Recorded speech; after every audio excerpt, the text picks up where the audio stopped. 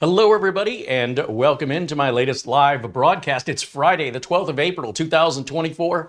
My name is Carey Holzman. Thank you guys so much for tuning in and joining me today as we have a review for you on a new Minisforum mini PC that is an unbelievable value. And, well, I'll tell you what, you can decide it for yourself as we talk about that today, kind of go over it and give you an idea of what you can expect if you want to buy one.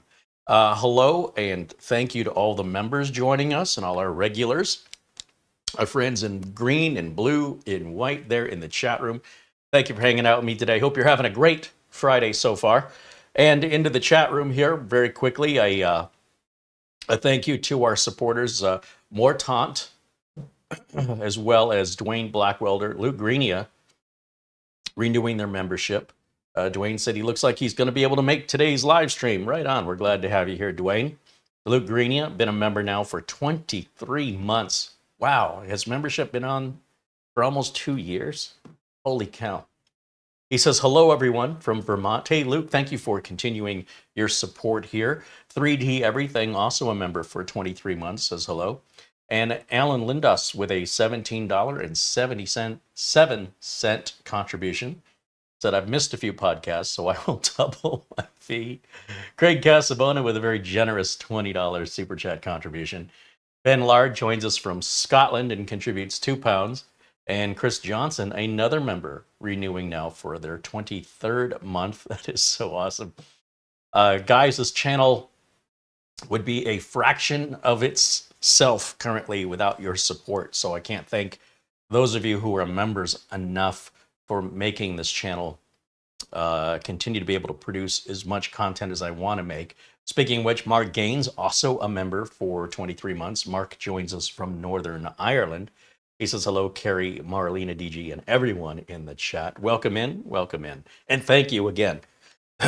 Now, this week has been a pretty busy week on the other side of things. Obviously, that's if you're not seeing videos from me during the week, it's because something of a higher priority is taking place. And so that's been quite stressful the last couple weeks and trying to work through it. It's maybe resolved, I'm not sure. But in the meantime, there is no shortage of content for me to make. There's a shortage of time for me to make them in.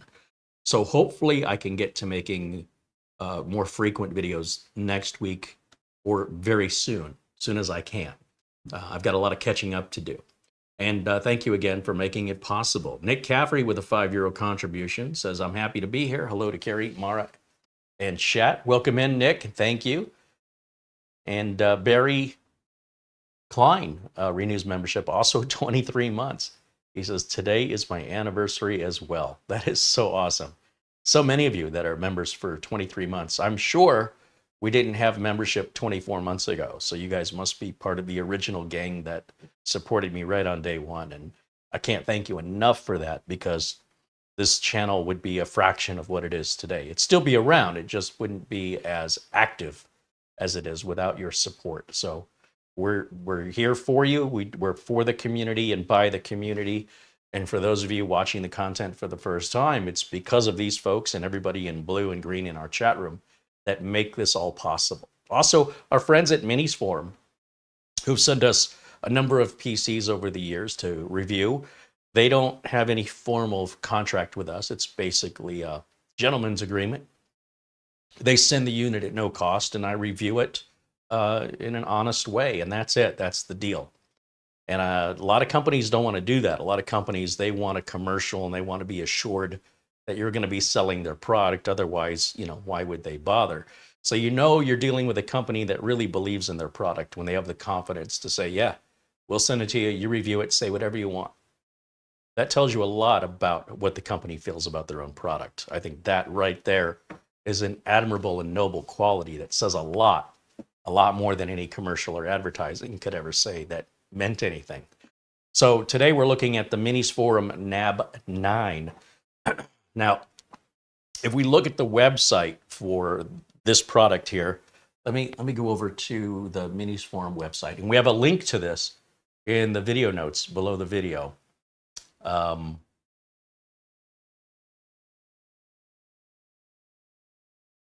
Guess my glasses don't really help when I'm trying to see that far away. Let's see. We want the window capture. There it is. Okay.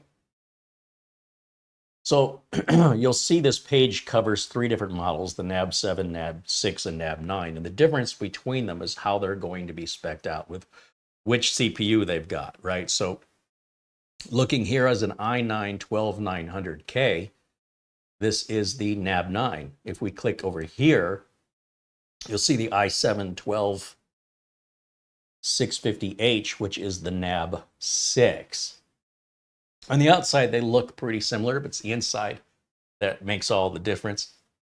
They do share the same housing. Now, if you look here, they, unlike other mini PC manufacturers, you can buy this in a bare bone format, meaning you can go and get your own RAM as much as you want to get, as fast as you want to get it, and your own storage as much as you want to get, as fast as you want to get it, and put your own operating system on here.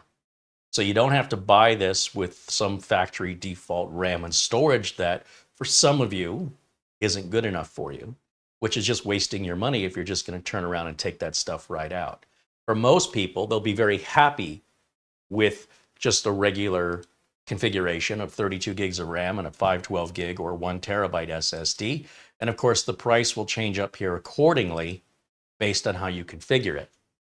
Do you save money if you do it yourself? Yeah, not really. You kind of spend more if you do it yourself because you'll be buying, in most cases, if the reason you're getting bare bone is to save money, that would imply you either already have the RAM and storage laying around or that the stock RAM and storage isn't good enough for you. I can guarantee you they're buying the RAM and the storage much cheaper than you can, but they're also not buying the high end. So you will save money getting it pre-configured versus doing it yourself. But when you do it yourself, you have more control over how much RAM, what speed, how much storage, what speed. But you pay for that.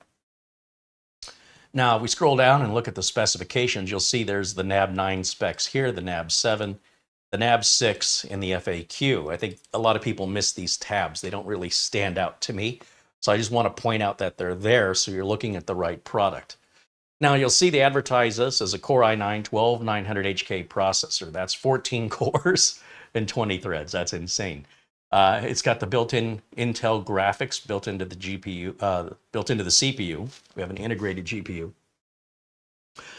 This is clearly not going to be ideal for high-end gaming machines. This is really for literally anything but that. DDR4 RAM, not DDR5, it's DDR4. And of course, a regular M.2 NVMe, that's PCI Gen 4. Now, there is the option to add a 2.5-inch solid-state drive, or I guess you could add a mechanical drive if you wanted to the bottom of the lid. I don't recommend doing that to any mini PC because it just adds more heat to the box. I think if you need more storage, get a NAS, get an external USB drive, use cloud storage. I mean, depending on how much storage you need and what your budget is, I would avoid adding more heat inside of any mini PC. We've got 2 HDMI ports as well as 2 USB C type ports that will both support 2 monitors at 4K at 60 hertz. That means you can have 4 monitors running simultaneously on this. Our audio output is going to go through HDMI or through the combination jack on the front of the machine, which is for microphone or headphones, or a headset that has both a microphone and headphones on it. We've got 2.5 gig Ethernet, and we've got 2 of those, as well as a USB. Oh, these are USB 3.2. I might have mistakenly said USB 4. These are USB 3.2. There's a Gen 1 Type C, that's a data-only port in the front. There's a Type C USB 3.2, that's DisplayPort output only. That's to power a monitor. And of course, you can get an adapter to switch that to HDMI if your monitor doesn't support DisplayPort.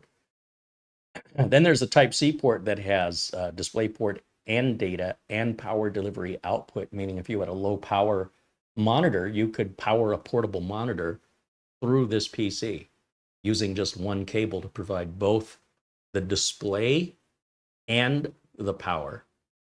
And I've demonstrated that with other units before. It's pretty cool tech. It's more portable, I would say, than anything that somebody would necessarily set up as their desktop. But you could if you wanted to. Of course, it's got Windows 11 on it, and Minisforum is only shipping computers with Windows 11 Home. You don't need to ask. It's always going to be Windows 11 Home. Unless things change, every computer they sell at any price point, if it comes with an operating system, it comes with Windows 11 Home. I don't think most people would know the difference between Home and Pro. You don't really get anything more that most people need. So I think Home is fine. I can't say that I have a single client that needs Windows 11 Pro. Everything we do would work equally well on Home or Pro. Well, we're not using BitLocker. We're not using remote desktop. And we're not signing into a domain server. So outside, or using Hyper-V for virtual machines. So outside of those 4 reasons, unless you're doing one of those 4 things, maybe you could use Windows 11 Pro, but I think it's mostly a psychological issue where people feel like they're missing out if they don't have Pro. And it's, kudos to Microsoft marketing for manipulating people's mindsets to that level that it's uncommon for me to run into anybody who thinks that Windows 11 Pro is the same as Windows 11 Home. They see Windows 11 Home almost universally, and rarely do I ever encounter anybody who sees Windows 11 Pro as nothing more than a discounted, disabled version of Windows 11 Pro, which is not what it is. They're essentially the exact same operating system. And the difference is for most home users is purely psychological. But, that's fine. It's not hurting anybody. If you want to put Pro on it, you can at your expense. I just think it's a waste of time and money for most people. But you do you. Terrible salesman, aren't I? Fact of the matter is, Windows 11 Home and Windows 11 Pro will meet the needs of 98% of home users, period. The 2%, they already know they need Pro. We don't need to have this discussion. They already have this information. Sometimes people say, I want to get Windows 11 Pro. I want to upgrade. And I go, well, what do you need it to do that Windows 11 Home isn't doing? And they usually say, well, just isn't it better? No, not unless you need one of those 4 things. It's the exact same thing. And a lot of times they do it anyway. It's such a psychological grip on their mind. They simply can't let it go unless they have it. I find that psychology personally fascinating, but again, it's your money, it's your time. I just want to give you the information. And with that information, you can make an informed decision. That's right for you. All right, so looking at the unit, this looks very similar to other Minisforum units we've looked at before. So we're familiar with this enclosure or with this case. However, the components, that's what we're really looking at here, including their new cooling design, which keeps the machine running not only cool, but quietly. And there's a little fan on the included NVMe drive as well. So if you're going to replace the NVMe, be sure and take this heatsink off and put it onto your new one. When we get into Gen 4, anything above Gen 3, we do have some concerns about heat, especially in an enclosed space. So having a fan on there certainly can't hurt anything. Okay, so again, I've got the link in the video notes below. And if I can scroll this back up, feel free to click on that link and read through any of the details that I might have gone over too quickly. And of course, if you have questions about the unit, go ahead and put them in the chat. But let me go back right now over to camera 1 and let's open up the box. Now, I will tell you that unlike in previous live broadcasts where we've waited for updates forever, I've gone ahead and taken this out of the box and did all the updates on it. Now, we did have Windows 23 H2. It did not require me, I don't think it required me to run the bypass NRO to get past the Microsoft account requirement.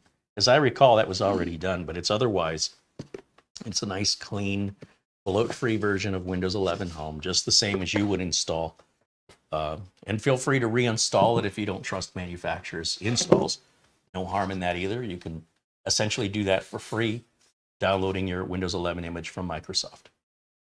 We got videos covering all that if you've missed out on those. Now, in the box, we've got our manual and just a little warning here that tells us that they're not recommending you take the CPU cooler off. They're using a liquid metal, and it's an application method that requires an amount of precision that you will not be able to put back as good as it is right now. So by taking the cooler off, you're only going to be harming the cooling. You will not be making it any better. If you don't believe me and you buy it and you want to try it, you were warned. All right. So I don't know what else to say on that. So they're not telling you this because there's something they don't want you to see. They're telling you this because there's a very special application method on the liquid metal cooling they're using that basically requires a machine to do it. So just so you know what you're getting yourself into. All right, Mark Leonosio with a renewal of membership, now a member for 23 months as well. Right on. Thank you, Mark. Ken says, if you order the bare bone, does it come with the cooling fan? No, of course not. No. If you see an NVMe drive with a cooling fan and you don't order the NVMe drive, you don't get the heatsink and cooling fan that goes on that NVMe drive. No.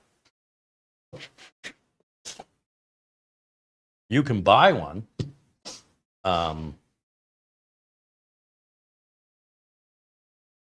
I shouldn't talk so confidently. I'm pretty sure that comes with the NVMe drive.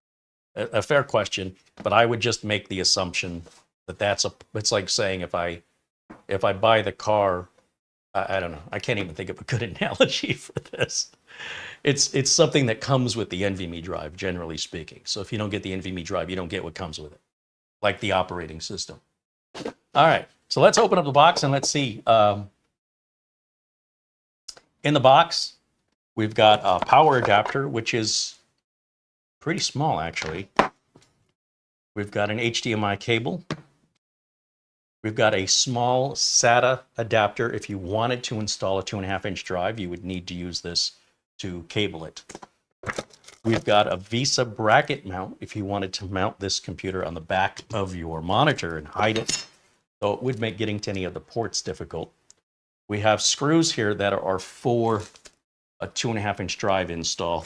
And then, of course, we've got a cloverleaf or Mickey Mouse style laptop sort of power adapter or power cable that plugs into this, and then this plugs into the wall. Now, me personally, my preference, I'd much rather have something that plugs into a cable than a big brick that plugs directly into the outlet because it tends to block other things around it. To me, this is much more convenient to be able to have a separate power cable. Now, obviously, you could buy an extension cable, right, and plug it into a one of those direct wall wart plugs. It's nice when everything you need is in the box. It's my preference anyway.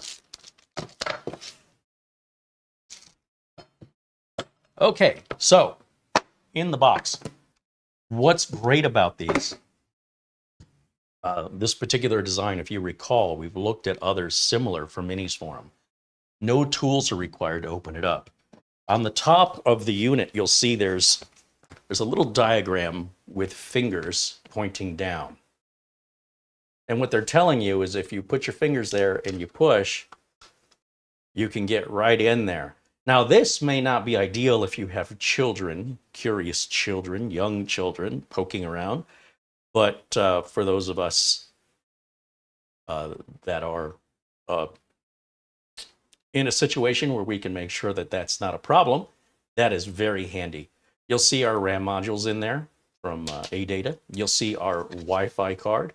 You'll see our NVMe drive, and that white plug just over the Wi-Fi card, that's where you're going to plug in your 2.5-inch drive, which, if you wanted to, goes right in the top of the lid right there. Now, again, adding more heat in here is not a good idea, in my opinion, because there's really no fan in this side. All the fans are on this side. I should also mention,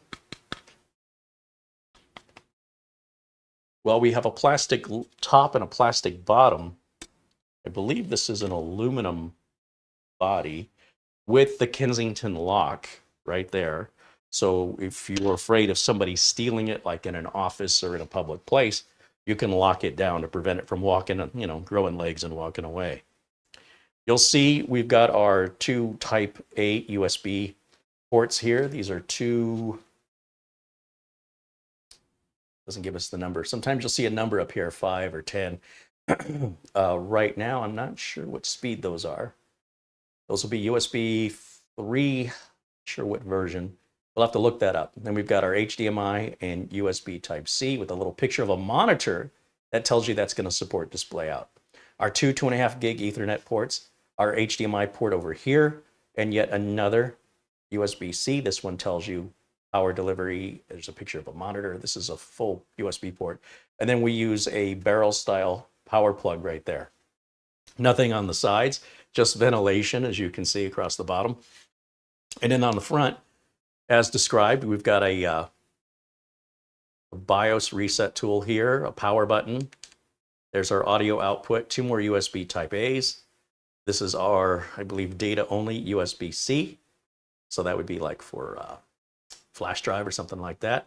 And then we've got a little microphone right there, little dynamic microphone. So it's a heck of a package, and it's really well equipped. When you consider what's been going on with CPUs lately, we've been kind of stagnant for a while, in my opinion. Whether we go back to 9th gen, 10th gen, 11th gen, 12th gen, 13th gen, 14th gen, we're not seeing massive leaps and bounds between generations. So yes, if you skip 3 or 4, if you go from 9th gen to 13th gen, minimally, you'll say, oh, I see a difference. But 9th to 10th or 10th to 12th, you know, kind of the same. So the 12900 was Intel's flagship on their 12th gen. And it was, you know, a $500, $600 chip when it came out. But then the 13900 came out shortly thereafter.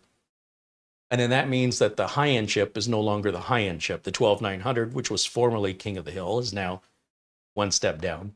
And then shortly thereafter, the 14900 came out, which then moved the 13900 down, and both the concept of performance and price becomes less desirable for people who only want the latest and greatest, which means the 12th gen. By the way, all of these, we're living in such a weird time. If you wanted to build a desktop computer today, you could go on Amazon or Newegg and buy a 9th, 10th, 11th, 12th, 13th, or 14th gen Intel chip. They're still available brand new for sale. Of course, the older the generation, the cheaper the chip is. It's depreciated, even though it's still brand new in a box. You're getting the exact same product. So because there's not a huge difference between a 12900 and a 13900 and a 14900, the value proposition on the 12900 is much better in that you're getting far more performance for your dollar. And as such, Minisforum can offer this at a very aggressive price point, which is just 2 years ago, 3 years ago, 2 years ago, probably would have easily been double this price. So if you always want the latest and greatest, just so you can get another 15% more speed out of it, you're going to pay a lot more than 15% more. That's all I'm saying. The value goes away. So if you're looking for something that, you know, you're not entering budget level, entry level budget machine, you need something more powerful than that, then buy yesterday's flagship, which is essentially what this is. So let's plug it in, see how it performs in reality. As I mentioned, I've updated it and done all the basic things I do, and just to make sure that the video can just keep moving along and that we don't stagnate for too long, stalling, waiting for things. Now, I've said that, and you know, who knows, maybe there's an update waiting, but it shouldn't be too bad. I think it should be good to go. So there's our power. We'll go ahead and plug in our Ethernet. We'll plug into any of the HDMI ports, doesn't matter which one you plug into. And then we need a keyboard and a mouse, which I have right here, ready and prepared today. And let's plug that in. So I'm not used to having a lid that you can push down to open, to release it. So I have a bad habit of putting my weight on the top of these. Obviously, if I owned one and worked with it every day, the only time I'd really need to touch it is plugging things in. And so I would have a bad habit of, say, I want to plug in a USB flash drive. My habit is to grab it on top, to secure it while I'm plugging the drive in.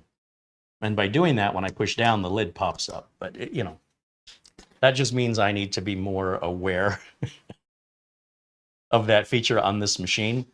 Or if I were to use a machine like this on a daily basis, I'd have to create new habits.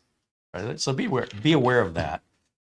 Sort of the pro and the con of having a lid that can come up like that without tools is it may come up unexpectedly when you're not thinking about it. But it doesn't hurt anything. It's just,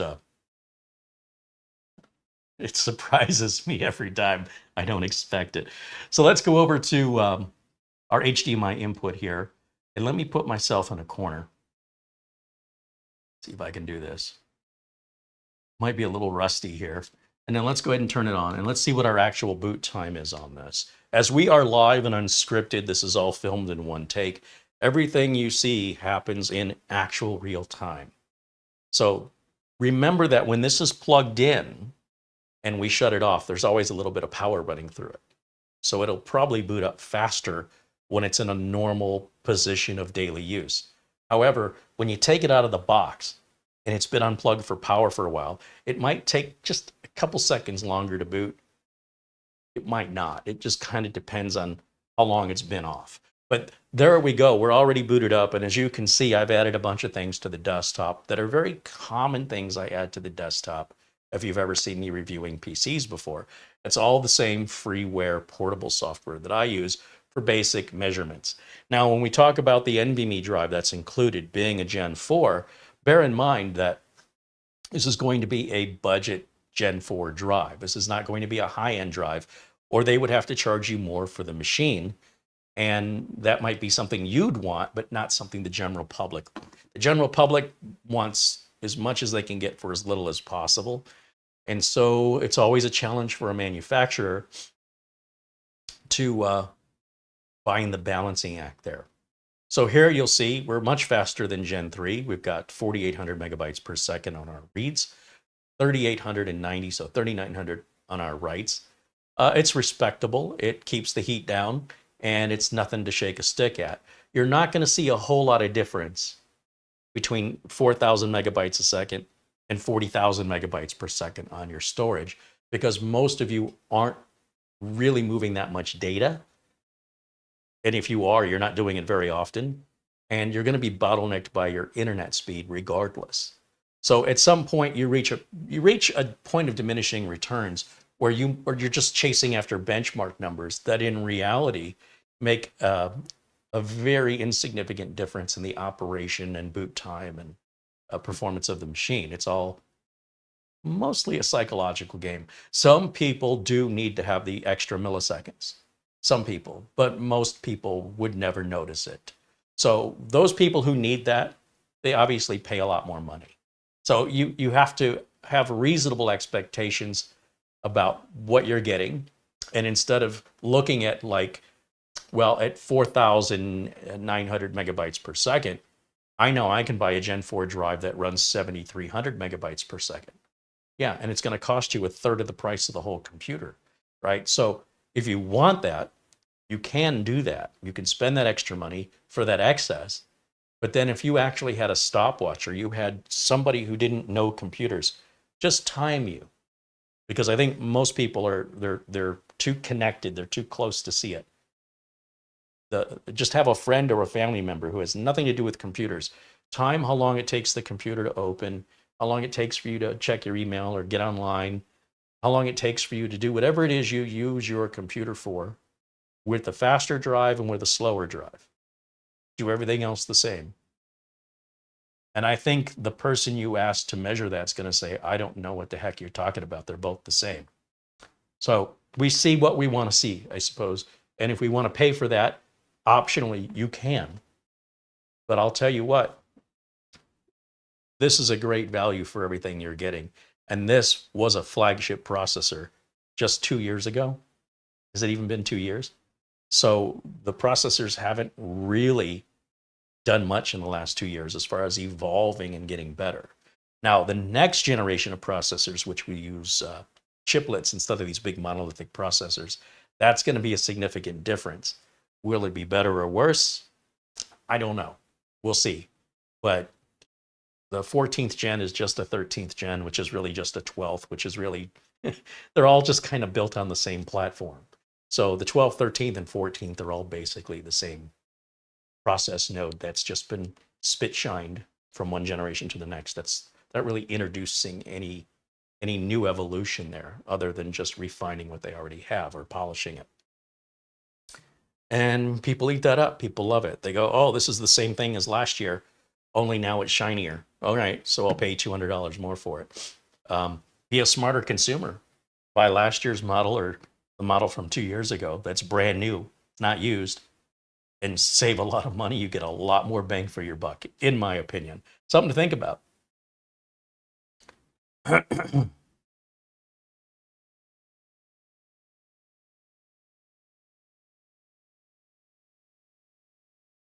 All right, I'm just looking through the chat here to see what I'm missing.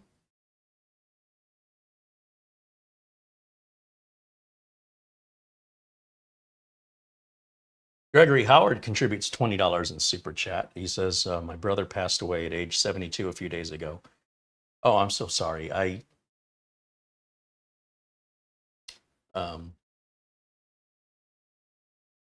kind of get speechless when I hear, sadness like this, because I'm not quite sure how to make anybody feel better about it other than, I'm really sorry that you had to suffer that loss. And I appreciate you letting us know. And of course, we're here, we're a big community here. And of course, know that if you're ever looking for friends, someone to talk to, our community is very special in that way.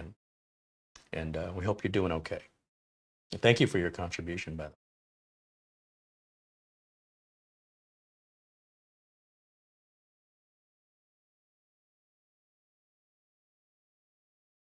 Mark Leonosio says hello from Las Vegas.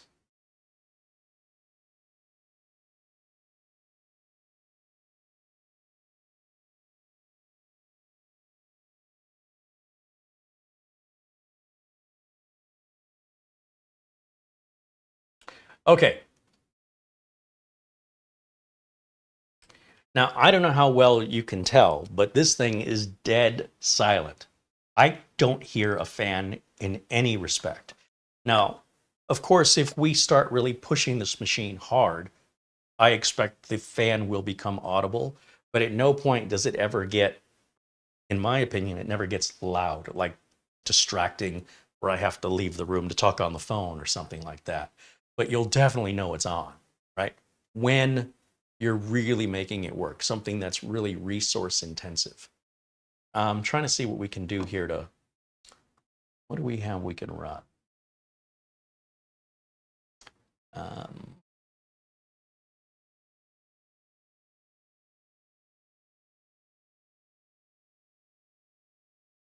Cinebench will make it run, and that'll test the heat out on it. Let's go ahead and do that. That'll be some torture. And then we can bring up, let's see, set the license agreement. Minimize this for a second and bring up HWI. Yeah, let's try that.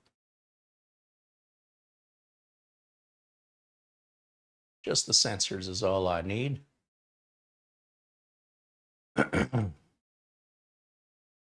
It's censorship. All right, let's take a look at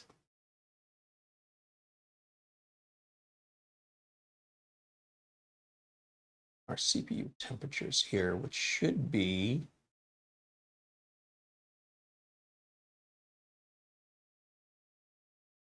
right here. Now you can see our temps right now probably rival that of whatever computer you're using right now. Desktop or laptop may not even be running this cool. That's how good this cooling system is. But what happens when we torture it? Let's find out. The Cinebench has been a benchmarking tool that people, especially on YouTube or on evaluating websites, will use, which is not representative of any actual workloads people do. It's quite extreme in what it does. So with that in mind, let's see how it survives or how it handles it. Now, each one of these tests will run for 10 minutes to warm it up. And usually right in the beginning is where it throws the most amount of work. I'm trying to move this somewhere where we can see both it and me. And we'll watch our current temps here, but we also want to keep an eye on our maximum temps. I am just now starting to hear the fan just a little bit. And this will run for a full 10 minutes. So while we're waiting, and we'll keep an eye on what's going on here on our temperatures, and we'll keep an ear on our fan noise if you have any questions.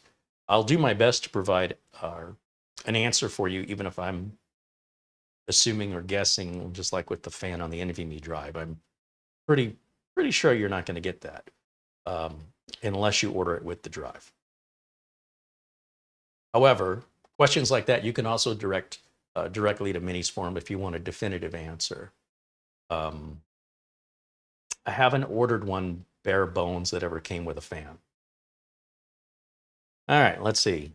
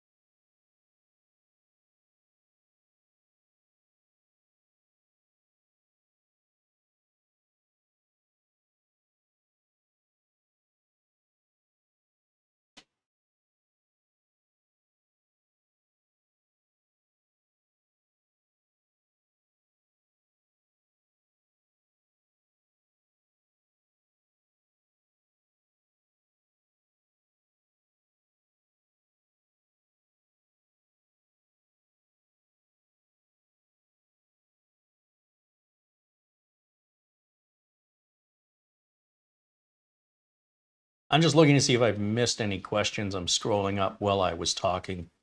When I'm talking and you guys are talking at the same time, only one of us is listening. So I have to wait until I'm done talking, then I can go back and see what you've written. And that's partly why this happens. There's also a bit of a delay between when I speak and when you hear me. And some people may be starting this video off from the very beginning right now, and it'll be 38 minutes before they catch up with this moment. So that's also another challenge that I have as a content presenter here, is I never quite know where in the video the users or the viewers are at when they're asking questions. Sometimes they're asking questions from the past. It gets a little confusing for both the viewer and for me. And sometimes I will turn off the DVR mode to prevent that from happening. It hasn't been a noticeable problem lately, but do know that you want to make sure that you're all the way to the right to keep up with us. And of course, if they're 38 minutes behind, it'll be 38 minutes before they hear me tell them that. So it's like talking to somebody out in space. You say it, and then you wait 10 minutes, and then they reply, and then 10 minutes after that, you get your response. So hello, and then hello back takes 20 minutes. But if you know that, creates a lot less confusion for both of us. Nick Caffrey says, I have 5 peripherals, 2 external drives, 2 printers, a scanner, 2 DisplayPort monitors via a splitter. On a Minisforum machine, what, in your opinion, is the best way to cope with these? Well, it sounds like you've got some old equipment you don't want to let go of. That's what it sounds like. All right, and so this old equipment is just going to continue to be a ball and chain around your ankle. For example, I have one printer that has a scanner built into it. So it's also wireless. I don't have to plug it in. That's one cable less I have to deal with. I also don't have to worry about the printer being located next to the computer. I could literally put the printer anywhere in the house, and give it that it's also a scanner also tells me that that's another peripheral that I don't need to make room for. Then when you talk about external drives, in my opinion, those drives should only be plugged in when you're using them. And so for me personally, I would not recommend leaving external drives plugged in as though they were outboard storage. If that were the case, I would use a network attached storage device, which again is a separate device. You put it on your network. You can put it anywhere you want. You can access it wirelessly. You don't have to wire the Minisforum machine up. You can use Wi-Fi. And, for me personally, when I hear what you've got, it sounds like what you've got is some old equipment you don't want to let go of. And you want to know what's the best way to hook this old equipment up to new equipment. And that's always going to be difficult. And it's only going to get worse. Old equipment works best with old equipment. New equipment works best with new equipment. And I'm making an assumption here, and feel free to correct me if I'm wrong. But sometimes it's just time to let things go. And if you didn't have a reason before, you'll have one now. With that being said, you could plug both of your external drives and your DisplayPort monitors into this using the HDMI to a DisplayPort converter cable. You could buy a cable that's literally HDMI on one side and DisplayPort on the other, plug the HDMI side into the mini PC and the DisplayPort into the back of the monitor. Very inexpensive. What else did you have? Let's see.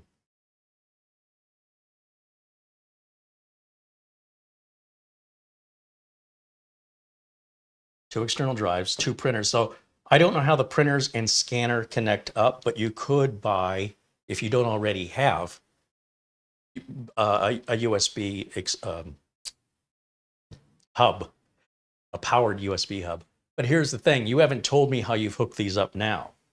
My assumption is that the same way you've got them hooked up now, you're going to hook it up exactly the same to the mini PC. Are you concerned you're a port short somewhere? Or, I mean, because this easily has 5 USB ports on it. So it actually has more than that. So I don't know how you're plugging these things in. But that reminds me, we need to take a look in the device manager and we'll see who the manufacturer of the Ethernet LAN adapter is, as well as the Wi-Fi adapter and Bluetooth. Taking a look here at the temps, I haven't been paying attention. We're about 7.5 minutes into this 10-minute test. Our highest temp has been 86. That's really, really good. Really, really good. And I could encourage you to run the same free benchmark on your machine and run the same free temperature monitoring, the HW Info portable version. You don't install anything. And see what your temps are by comparison. And then compare what you paid for your system to how much this one sells for. Tell me where you think you got a better deal. Mr. J wants to know, can the built-in graphics do 144 hertz refresh? These are 60 hertz at 4K. So at 1440, I don't know. That I don't know. In fact, I would say no one's ever asked me that question in the history of this channel. So it's not a common question. But for questions I don't know the answers to, you can always ask Minisforum directly at their email address, or reach out to them on Twitter. A fair enough question. If I can't answer it, I guess you got me stumped on that one. Selden Bell wants to know, as AI image generation is becoming popular, do you expect to do any stable diffusion benchmark tests? The problem with a lot of the AI generated stuff is a lot of it's happening on the server side. It's not necessarily happening on the desktop. So if you go to any of like hyper.ai or suno.ai, all of that's happening on their side and you're just getting the results. So I would need to know what software you're using and whether or not that software takes advantage of or requires a neural processing unit or an NPU.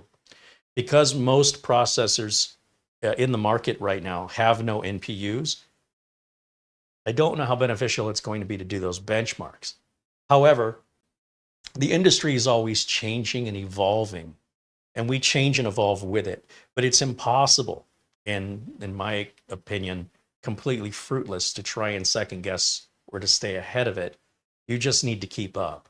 So when that becomes, and if that becomes a concern for people, then that'll be clearly some form of benchmark we will run for testing that.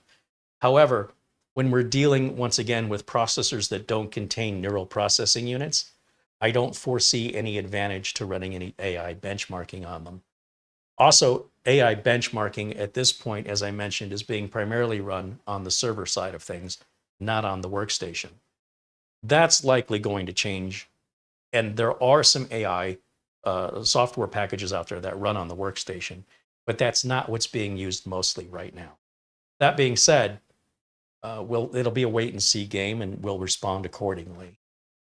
How the industry shifts, we just keep up. So I mean, it's impossible for me to predict. I don't know. Probably there'll be some sort of AI test at some point, but too early for me to wonder when or what that test is going to be. Are you aware of any PC reviewers that are doing that now? Any content creators that do that? I'm not aware of any. I can't say I've ever seen anybody do that. I mean, I've seen AI people that want to review AI, run benchmarks, but I've not seen a PC reviewer run an AI benchmark. That doesn't mean it's not happening. I just haven't seen it yet.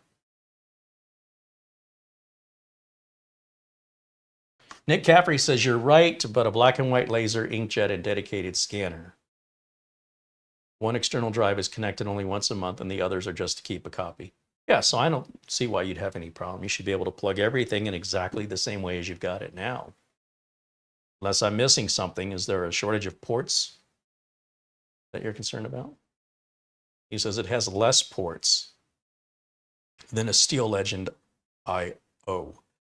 Well, Steel Legend is the ASRock motherboard, right? So when you're dealing with a motherboard that's 5 or 6 times the size of a mini PC, it can have more on it. It's sort of like comparing a personal pizza to a large pizza. You know, the amount you can put on it. You have less real estate on the small and more on the large, but you're also going to pay more for the large. It's going to take up more room. So you have to pick what's right for you and what your requirements are. For a lot of people, a lot of regular common end users, they think a computer is a big ugly box. So if we can kind of minimize that and get it out of the way, that's very appealing for your common end user, right? But that may not be you. But I don't foresee you having any difficulty. I don't think you're using anywhere near all the ports that the Steel Legend offers. So having fewer than what you're using would be a concern. But having more than what you're using, you're not using them anyway. Anything you have that you're not using, you might as well not have. What difference would it make if you had it or you didn't? If you're not using it or it's not bringing you any benefit, how would you miss it if it were gone? How would you even know it was gone? All right, so there's our benchmark on the first test right there. Let's go ahead and run the second benchmark, the single core. Let's go ahead and start that. That again will run for another 10 minutes and bring those temperatures back so we can keep an eye on those. Kyle wants to know what's the best place to get a NAS chassis with only with no hard drives, so I can buy one and put my own drives in it. Pretty much any NAS, whether it's Synology or QNAP or TerraMaster, you can buy those, and all you got to do is slap drives in it. If you want to build your own NAS, I don't recommend it. I think it's a hobbyist activity for people with a lot of time who want to spend 3 times more time and money to do it all themselves. It's so much cheaper and so much faster to go with a solution that all you have to do is put the drives in. But you can do it either way. It's your choice. There's a great website, or not web, well, I suppose they have a website and a YouTube channel called NAS Compares. And there's also one called Space Rex. All one word. NAS compares, NAS compares, or, and, you want to compare? Space Rex. Both of those are excellent resources if you want to learn more about NAS. Both do it yourself, build it from scratch, and spend a lot more money for a less power efficient machine that requires a monitor, keyboard, and mouse versus a standalone machine like Synology, QNAP, Asus Store, Ugreen is even coming out with them, and TerraMaster, which are going to be far more power efficient, far more secure, and not require near as much time to configure. But to each their own. Some people really like that challenge. Let's see. Thank you for the question, Kyle. Let's see what else we have here.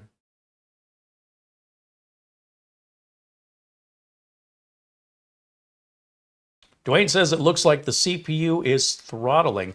I can't really tell if it's throttling. I'm looking at the results. Let me step back up here.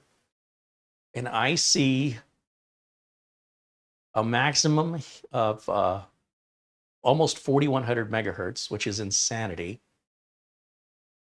I see a maximum temperature of 86. Oh, I see. You're looking down on the bottom where it says core thermal throttling. Yes.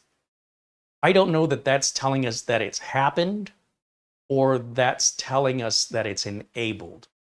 Kind of, I guess looking at current, minimum, and maximum, on current thermal throttling says no, on minimum thermal throttling says no, and on maximum thermal throttling says yes. Well, you know, it may be set in the BIOS to throttle at a lower temperature, because I can see the CPU package did reach 89 degrees Celsius.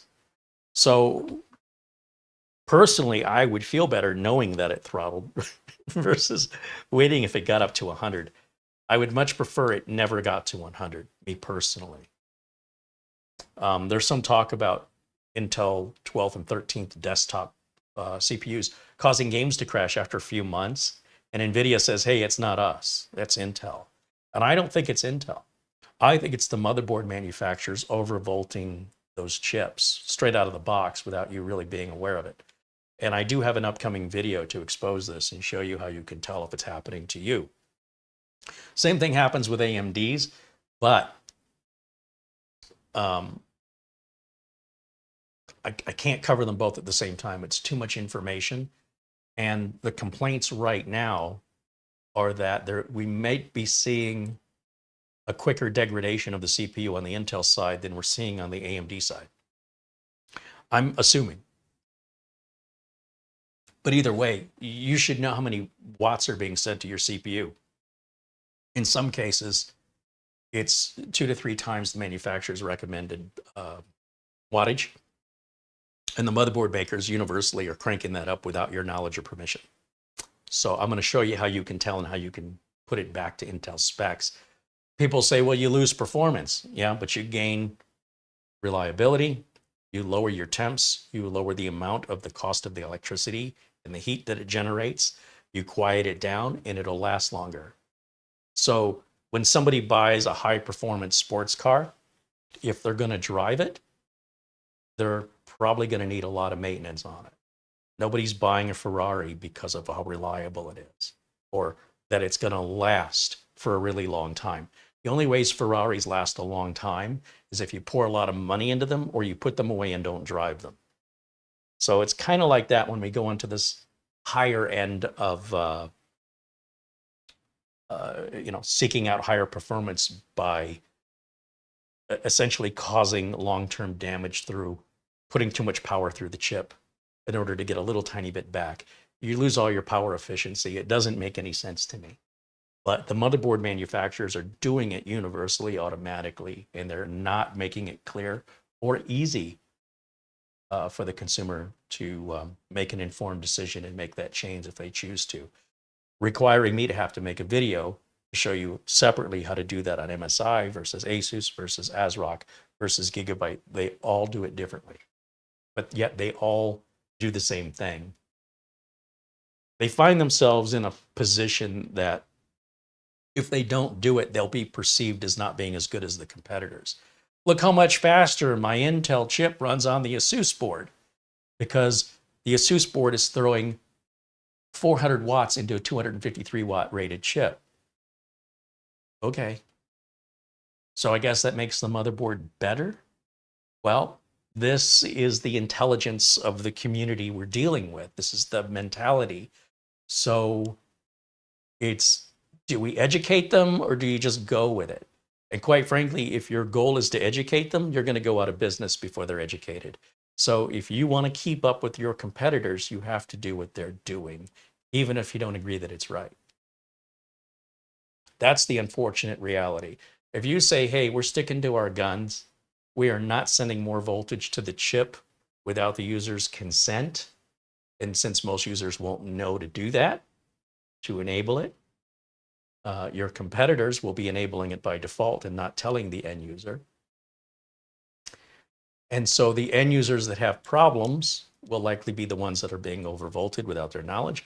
The ones that have a stable, reliable computer that perhaps doesn't run quite as fast on benchmarks, but insignificant for a human being to tell the difference, those are the ones that are going to have problem-free computer for the next 10 years. So what do you do? What do you do if you're the motherboard manufacturer? And this is the reality. You stick to your guns and go out of business, or you keep up with your competitors, even if what they're doing is against everything logical that your engineering standards would otherwise not do. I can't blame them. It's pretty messed up. Shamim wants to know if today's video will be added to the Mini PCs channel. Yeah, my goal is to get all of the Mini PC reviews here over on the Mini PCs channel, just kind of edited down a bit. I just haven't had time to do anything for a while. That channel doesn't generate really any revenue, so it's really just a little fun project for me to do on the side and to sort of bring all the Mini PCs together in one place.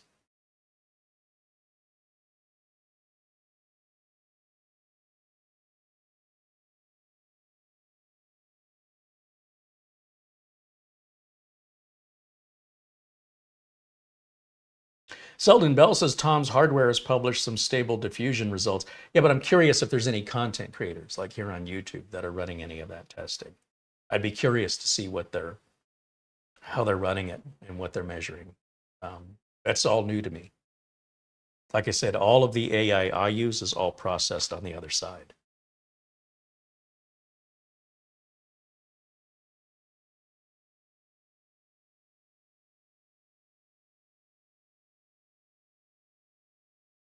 Paul wants to know if I'm seeing any ARM-based CPUs being used in the Windows consumer or business space. Paul, not yet. Not yet. It's possible that we will see that moving forward. I think the new Microsoft Surface, which I don't even think is out yet, will have that ARM-based CPU architecture.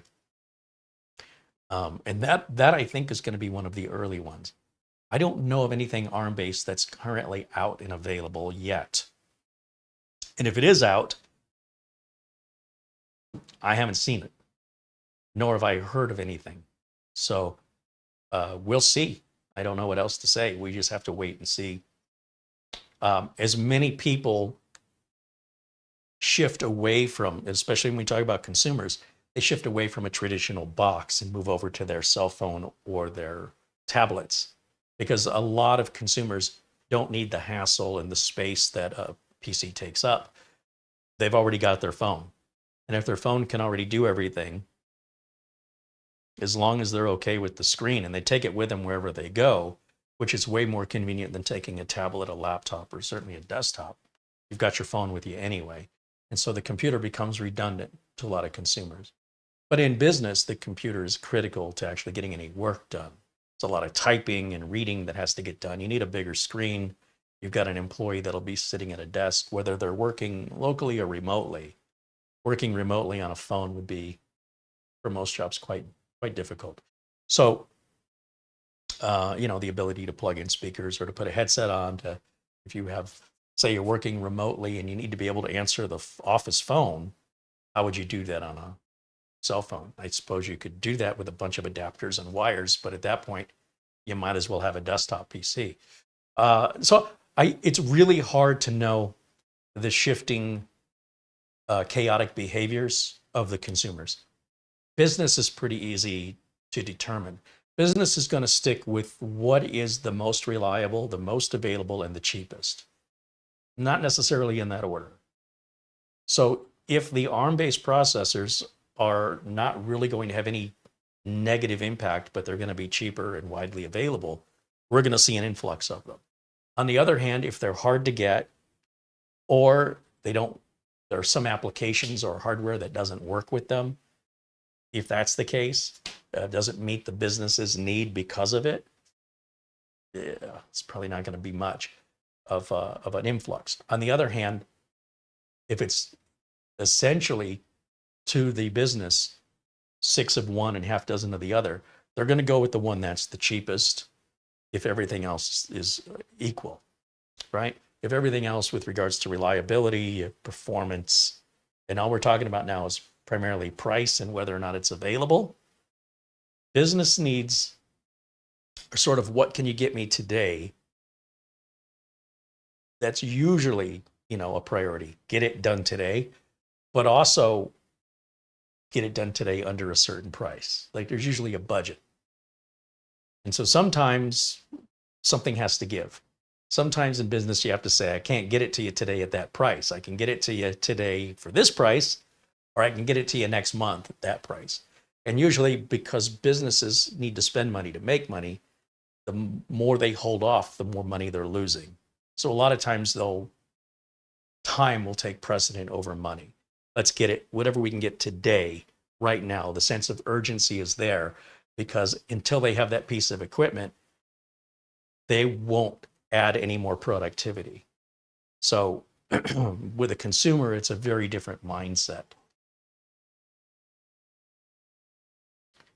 Mark Jones wants to know, Carey, what do you think will be the next big thing in the computing world?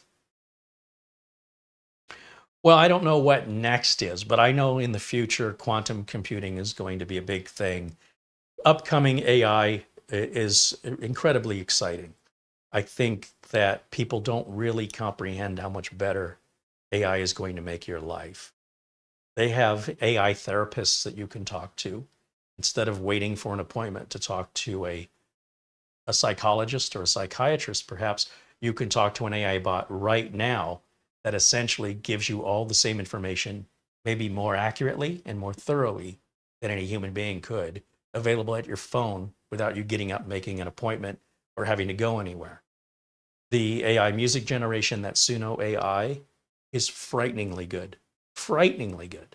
So I can only imagine where AI is going with regards to the medical field, with regards to, when you want information, you Google it, right? And even Google Answers now are coming up with an AI response first. Have you noticed that started happening? And it's amazing how accurate that AI response is. And it's really, really bad today compared to if we look back on this a year from now. We're going to say, wow, look how terrible it was. And as mind-blowing as it is today, and a year from now, we're going to look back at it and go, look how pathetic that was compared to what it is today. So we've got that to look forward to, which of course scares a lot of people, and maybe rightfully so. But anytime we have a big change, when bicycles were invented by, or not invented by, but the safety bicycle, which the Wright brothers were originally making bicycles, parents didn't like the idea of their kids being able to get on a bicycle and go much further than they could walk in a day and come back. What good could come of that? So they wanted to ban bicycles. Whenever there's a big shift in the change of our culture, it is generally the older people that are resistant and the younger people that embrace it. And here's a spoiler alert: the younger people always win, always. So whether or not you're afraid of it will not change it. So my suggestion is see the benefit of it, understand the dangers of it, and just like a hammer or any other tool, if it's misused, it can cause a lot of damage. But when it's used properly, it can save you a lot of time and effort and money. So You know, you can use a screwdriver to turn a screw or to stab somebody. It's the same tool. It's just being used differently. All right, so we're done running the tests. We've got our results on the screen, and we've got, looks like 86 is still the high. It doesn't tell us how many times it thermal throttled, but thermal throttling in and of itself is not a bad thing. If it didn't thermal throttle, it could damage the processor and you would blue screen and crash the machine. So to temporarily shut some of the cores off in order for the CPU to cool down, keeps the machine moving forward, perhaps not at its ultimate performance, but you couldn't do that on a car either. If you put your foot all the way to the floor, especially if you have like a turbo enhanced engine or supercharger, you're going to overheat the engine. So this is just normal when it comes to performance. Performance is not meant to get all the way up to the top and just stay there, because otherwise that means there's overhead this whole time. If you could do that, then that means there's overhead there that you're not using. So we're grabbing all of that overhead until it heats up, and then we drop it down to regular performance levels temporarily. And once it cools down, it jumps back up, and this happens in seconds in most cases. Most people would never know the CPU was throttling. I mean, unless it's excessive. Like if it's throttling for 10 minutes or some excessive period of time, you're definitely going to feel like something's wrong with the computer. It will become slower, more unresponsive, and that usually means something's wrong with it. That would not be considered normal operation. That would suggest to me that the cooling isn't working properly. Something is blocking the fans, or the fans aren't turning, or the thermal material isn't there. Something's wrong. But under normal operation, thermal throttling that isn't being used, what's the point in having it? Again, I have to tell you, if you're not thermal throttling, you aren't using the peak of your processor's abilities. So seeing that isn't a bad thing, it's a good thing. How we choose to look at something as negative or positive is a choice we make. So if you're assuming thermal throttling is a bad thing, I can guarantee you if we slow the performance down of this chip, we won't thermal throttle anymore. Which would you prefer? So I'll take the performance without losing my stability. And that's how we get there.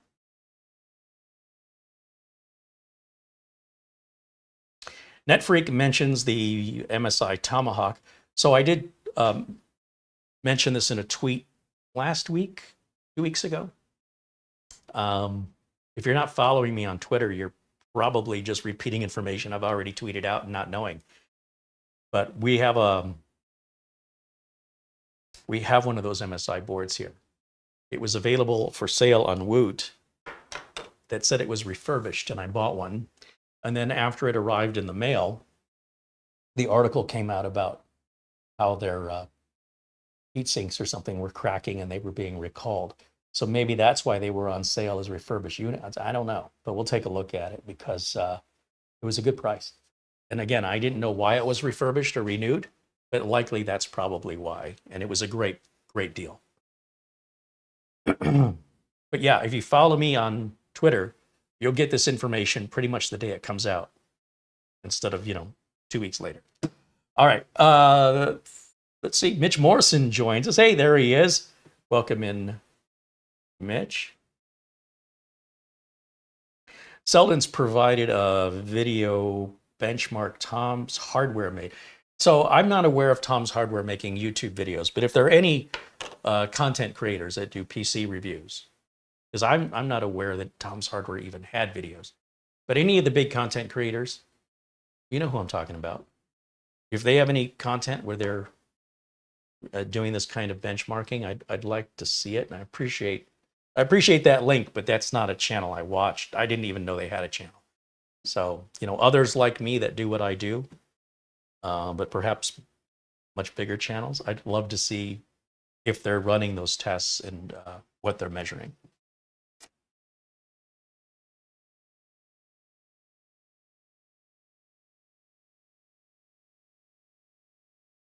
Since the testing is done, let's take a quick look here at our device manager.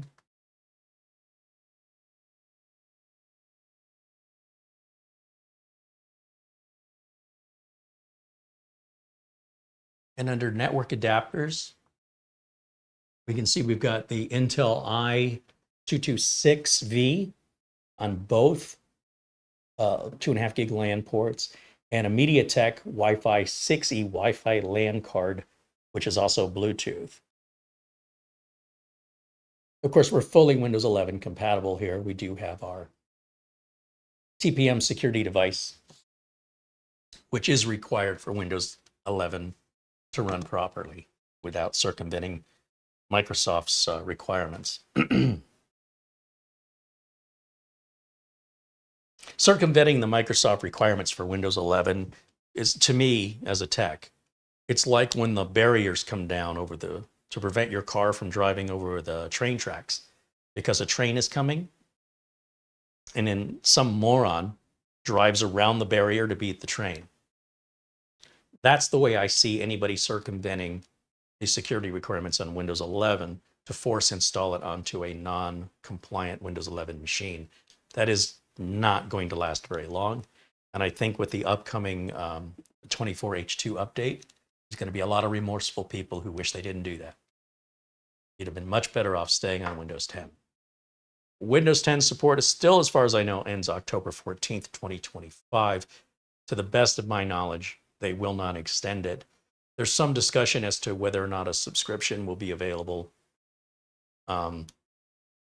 Typically, that's only been offered to corporations on large subscription scales of hundreds of thousands of dollars a year. They did mention that they were talking about offering it to the consumer for $61 for the first year, and then it would double every year thereafter. So if you wanted support for Windows 10 throughout 2026, you would pay $61. In 2027, you would pay $122. And in 2028, you'd pay $244 if it, in fact, doubles every year. I also think Microsoft's not going to do this. Obviously, the upgrade to Windows 11 is free. Why would you pay money to keep Windows 10? It doesn't make any sense when you could just go to Windows 11 for free, unless, of course, your computer's not Windows 11 compliant. But then at $244, you're well on your way to a whole new mini PC. So, which would be faster, under warranty. It would just be everything brand new and likely be better in every facet. However, it's all just conjecture at this point, but I don't expect Windows 10 support for average individuals to continue after October 14th of 2025. Still a long, long way away. That's in the life of a hummingbird, that is pretty much a lifetime away. So I don't think it's anything to have any anxiety or concern about. Ask me this time next year, and we'll be a lot closer.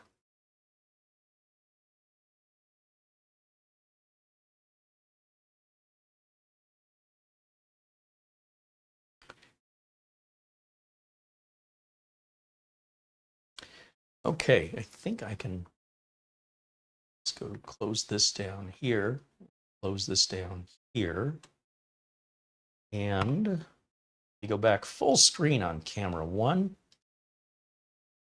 There I am. Let's see what other questions you've got for me here.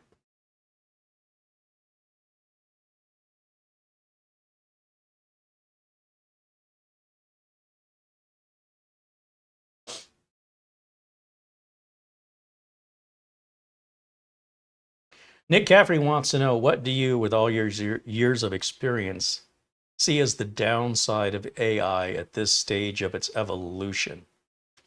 Well, it's got a long way to go, right? So as good as it is, the downside is it's not as good as it's going to be. And when I say it's going to be, I don't mean years from now. I mean just even a year from now, it'll be remarkably better. People being fooled and tricked has been going on since the dawn of man. And it's gotten easier with the anonymity and the connection, worldwide connection of the internet, where there's very little recourse to anybody getting caught for being a bad person. So when bad people take advantage of other people who they don't even know, who's never done anything to them or their family, just completely unjustified theft for no reason, against the person, that's going to get even easier for the thieves. But it's pretty easy right now. So the importance of us as individuals to be able to determine and judge what is real from what is fake is going to become more challenging. However, as with the phone, when you see a phone number call you you don't recognize, do you answer it? Because I don't. And most of the time, they don't leave a voicemail. So if they're not leaving a voicemail, I can't imagine that that was anything but a sales call. If it's somebody I know, they're in my phone book, their name pops up. So I just have my phone just automatically block numbers that aren't in my phone book, and I don't even get bothered with the interruption of the ring. And at the same time, if they do leave a voicemail, it will beep to let me know a voicemail's been made, even though I never heard the call. That's okay, because if it's a voicemail for somebody I want to hear from, I will add them to my phone book, and that won't happen in the future. But this prevents being swindled by somebody saying they're the bank or claiming to be what they're not. Human beings are going to be human beings. And AI is just another tool like any other that can be used to benefit society, or it can be used for individuals to profit from at the expense of others, typically strangers, just completely random individuals that are more gullible, that will become victims, no differently than they're becoming victims today with all the scam calls. And, when was the first time I did a scamming the scammers video? Was that 10 years ago or longer? They're still doing that today. So AI is not going to make that go away. The same skills that you use today to determine if the person on the other end of the phone is real or not are likely going to be the same skills you're going to need as more and more goes to AI to determine what's real or not. The question is, will it get so good that it's impossible to tell? And if that becomes the case, then the only way to do any financial transaction is to initiate it yourself or to do it in person. So being in person is going to become more valuable, especially for anything involving any type of a sale. You're less likely going to be scammed by somebody facing you in reality versus, a phone call or an email. Congratulations, you've won. Hey, it's the post office. We're having trouble delivering your package. Really? Like nobody thinks, when did the post office get my phone number? They just think, oh no, the post office is having trouble delivering my package. They don't take a step back and go, how could they have my phone number? When have you ever given the post office your phone number? It's weird. Very strange. And people get swindled by it, like just not thinking. It's unprecedented. It's not like you get emails from the post office all the time. Oh, here comes another one. You literally never get them unless it's a scam, or unless you specifically went on the Postal Service website and requested that they email you something. And even then, knowing the Postal Service, you're not going to get it. But, what are you going to do? So that's, I suppose, the potential dark side of it. But people's responsibilities are still going to be on them. It's not my responsibility to protect you. Welcome to life. You've got to watch out for yourself and your family. Probably nobody else is.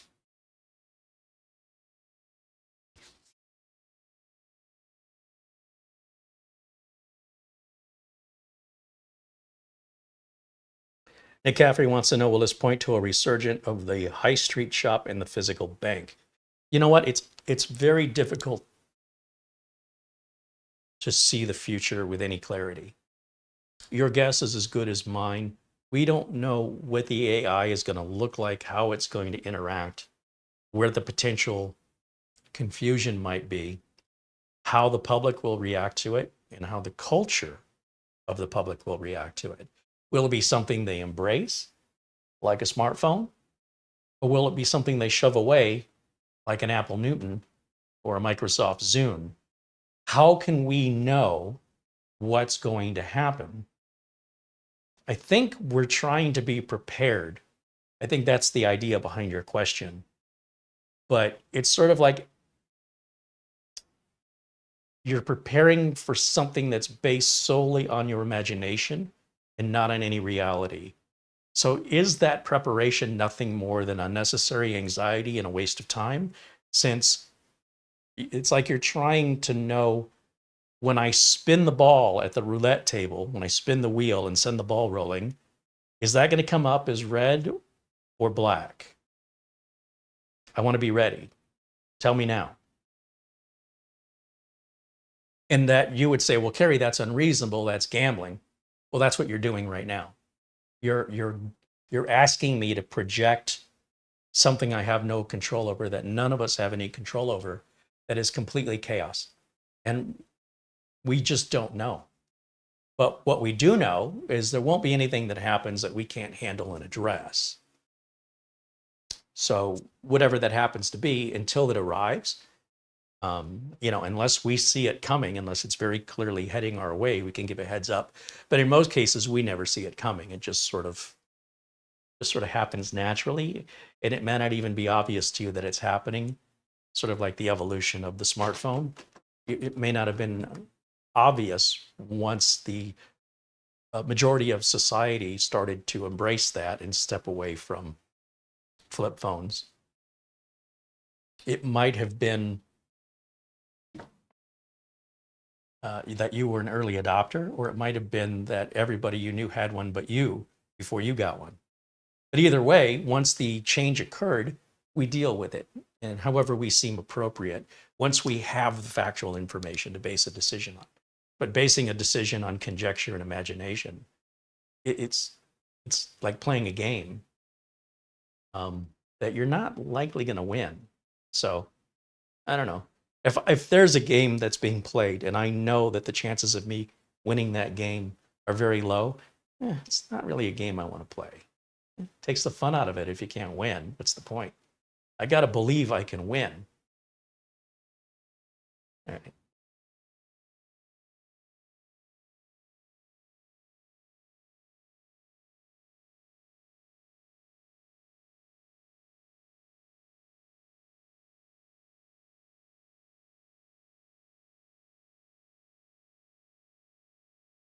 James Prezi says, I follow you on Twitter. Right on. Well, there you go. So you'll see a lot of information that I don't have time to make videos on, that I have either retweeted or posted myself there on Twitter. So if you want to keep up on the latest information, you're going to get it sooner from me on Twitter than you will here. It happens there first. It happens here second.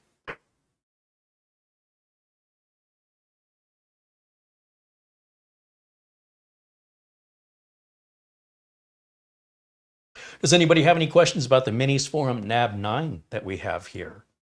Any concerns? Anything that I haven't covered about the unit?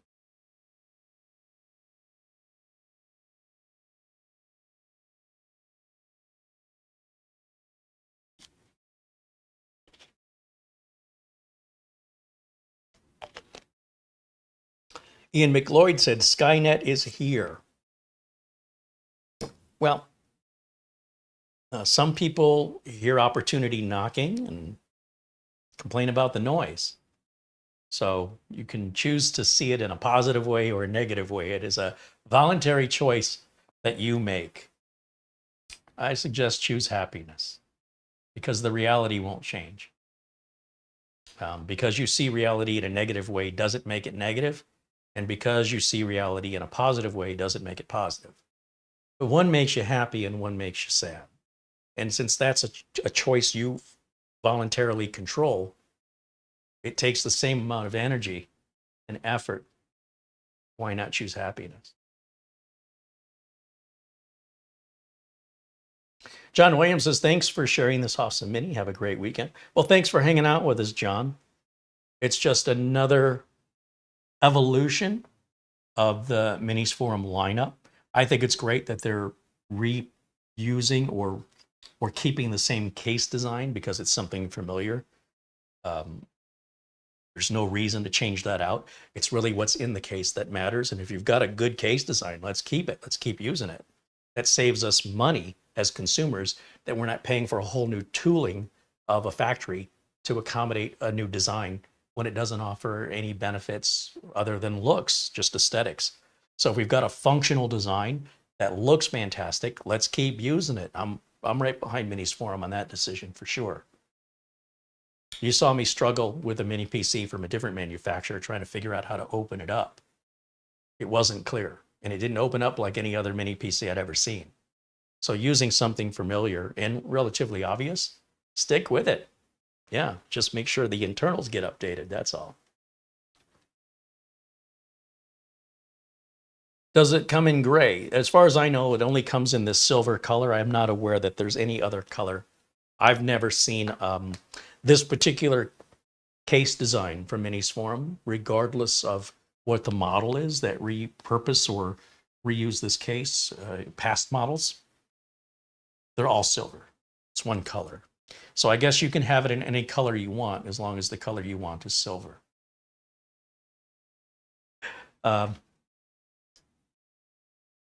If you're looking for cases that come in multiple colors, I think you'd have to switch to a different manufacturer because I don't think Minisforum offers different colors. I think you're thinking of B-Link, and B-Link has been mysteriously quiet for the last year with really nothing new coming out.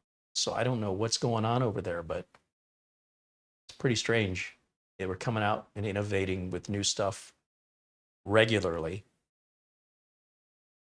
and they've just kind of dropped off the face of a cliff. I don't know where they went, but they were the ones that would offer multiple colors.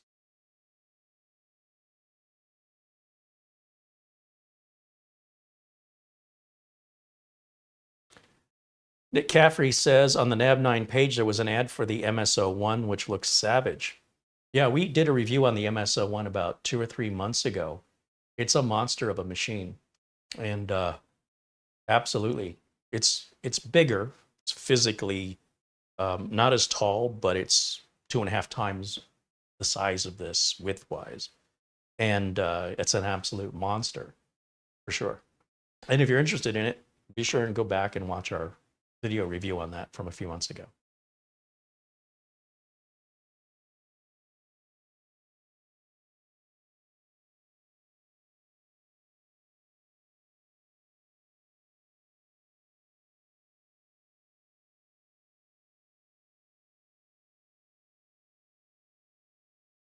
UFO Man said, my glass is always half empty. Is it possible your glass is simply too big? Because if it were a smaller glass and you poured it into that, wouldn't that glass be full? Did you ever think of that? Gabriel says hello.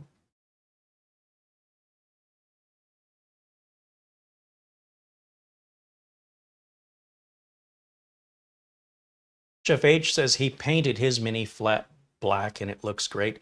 I could imagine painting these wouldn't be that difficult. You'd obviously want to remove the innards and tape off any areas that you didn't want to have painted.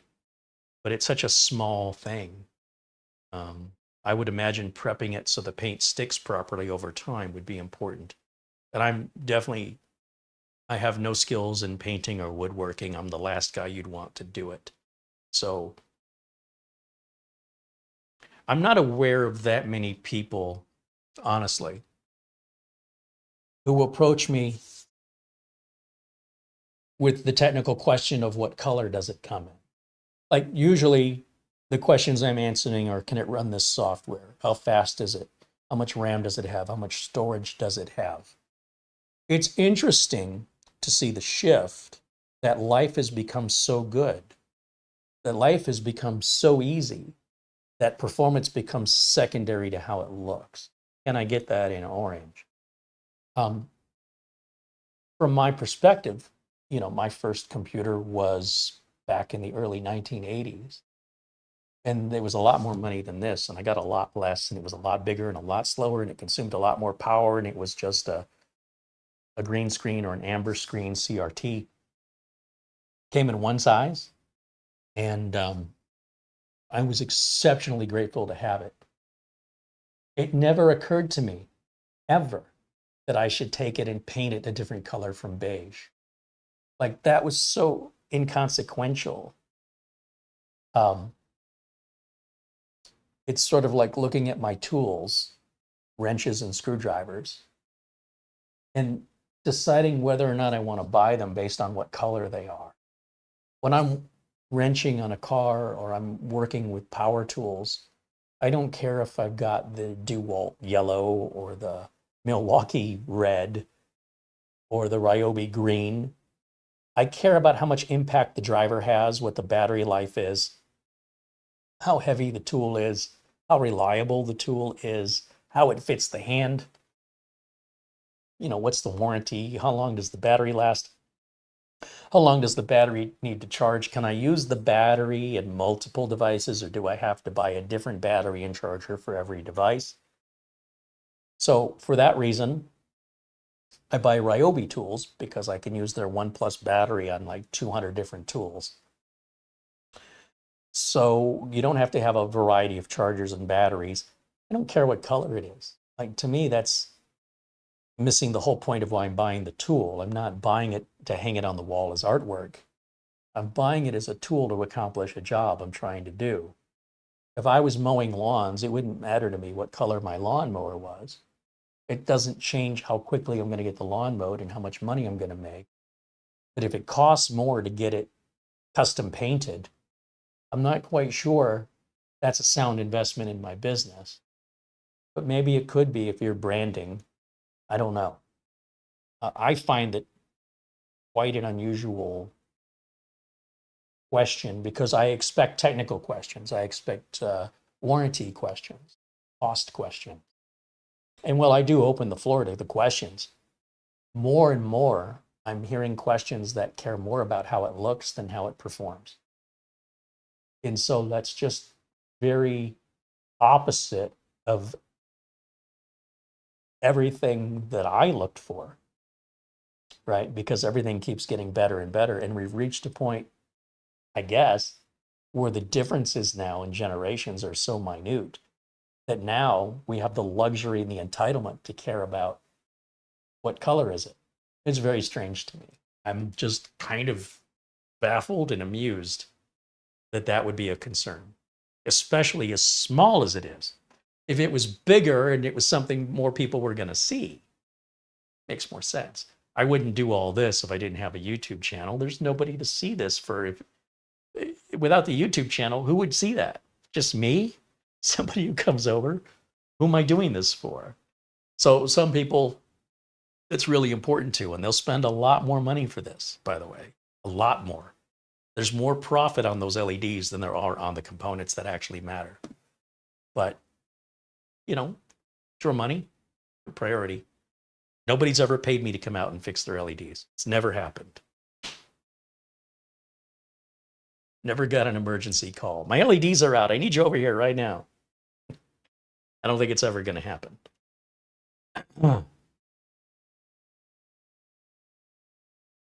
Peter contributes €1. Thank you, Peter. Paul Connolly said, my customers don't care what color my tools are, or even less who makes them. No, it's very much a consumer question. Ian McLeod wants to know, what color is the RAM inside of my PC that I hardly ever open? Yeah, who cares? It's very strange. But whether or not I find it strange, it doesn't change the reality that there are a growing number of people that are more concerned with aesthetics with regards to computers than they are with the performance or the cost. Usually, the way I was raised in this industry, it's always been about value. How much can I get for the money? That's where my focus has been in my industry, is offering my clients not the best at any price and not the lowest and worst at the cheapest price. I've said this before, and I'll say it as many times as necessary. We're always looking for the best bang for the buck at that time. So where's the best value? If you were to divide how much each megahertz that your processor is delivering by how much it costs to buy that processor, which processor offers you the most megahertz for the dollar today, right now, that you can buy? Doesn't do you any good if it's not in stock. Or do you just go after whatever the best, meaning you're going to pay the most, deal with heat problems, and then greatly depreciate very, very quickly compared to the better valued system that will cost you less and won't depreciate as quickly? Now, depreciation doesn't really matter unless you're planning to resell it. And for a lot of people who buy the very best, what you need to understand about those people is they don't just buy the best and keep it for 10 years. Not usually. Generally, the people who buy the best need the next best and the one after that and the one after that. Most of my customers don't have that budget, but there are people who do, and they prioritize. They may not wear fancy clothes or drive a nice car. They might live in an apartment and not own a house and have any equity in anything, but they've got the latest and greatest CPU that just came out. And they always do, because that's their priority. And that's how they choose to, that's what's important to them. But that doesn't represent the majority.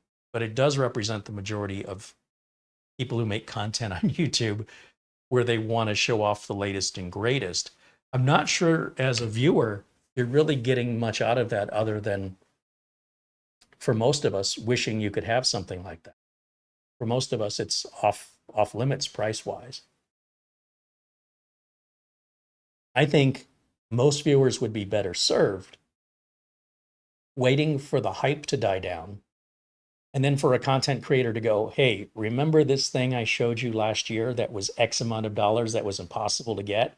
They cannot give them away today. So you can buy it at a fraction of the cost, not wait in any line to get it. You get the exact same part 1 year later, but you pay a lot less. I think that would be more appealing to most people, because that, for most people, would be far more attainable. And they could see universally the value in that. But the enthusiasts who make the content, well, there's a reason why they're called enthusiasts. Most computer users are users. They're not enthusiasts. They're not people that say, give me the best at any price at all times. That is what an enthusiast does. Overall, defining the kind of content you see here on YouTube from enthusiasts, it is usually highlighting whatever the latest and greatest is, and they want to be the first or one of the first to present it to you. I mean, if you're another enthusiast, I see the point of that, but most computer owners are not enthusiasts, but most video creators are in this subject matter. So you can see where it doesn't balance out, and how there's a misconception from regular viewers thinking they need that latest and greatest because of how exciting the content creator made it sound. And then they see the price and then they feel bad they can't afford it, when in fact, it probably wouldn't really offer them any benefit other than, psychologically feel like they're keeping up when there's no reason to keep up. If your computer's doing what you need it to do and you are supported, in other words, you're getting updates, you don't have to keep up because your kids came over and said, why are you still running this old machine? What do they care? What are they trying to sell you a machine? Are they making commission? Don't worry about it. If it's a supported machine and it meets your needs, whether it's coworkers or friends or family, kids, grandkids, anybody who insults what you have, it's an insult, right? It's like you have a perfectly good working older car. And some kid who doesn't really understand the value of a dollar wants to know why you don't have a brand new car. Why are you still driving this 3-year-old car? You could have a new car. Why are you driving this old piece of junk? You're like, well, first of all, it's not old. Second of all, it's not a piece of junk. And third, you're not paying for it. And there's nothing wrong with it. And you can get out and walk if you don't like it. That's what I would have been told if I would have said those things as a child. I would have been told, you can walk. So the fact that people's reaction has changed, right? Where they think, oh, I really should do something about that. No, not necessarily. Unless you yourself are the one who brought it up, saying, hey, this thing's really old, I need to replace it. If somebody else is telling you that, imagine they told you that about you. Hey, you're really old and should be replaced. How would you react to that? It's an insult every way you slice it. It's like, well, what business is it of yours, right? Unless you're trying to sell me something.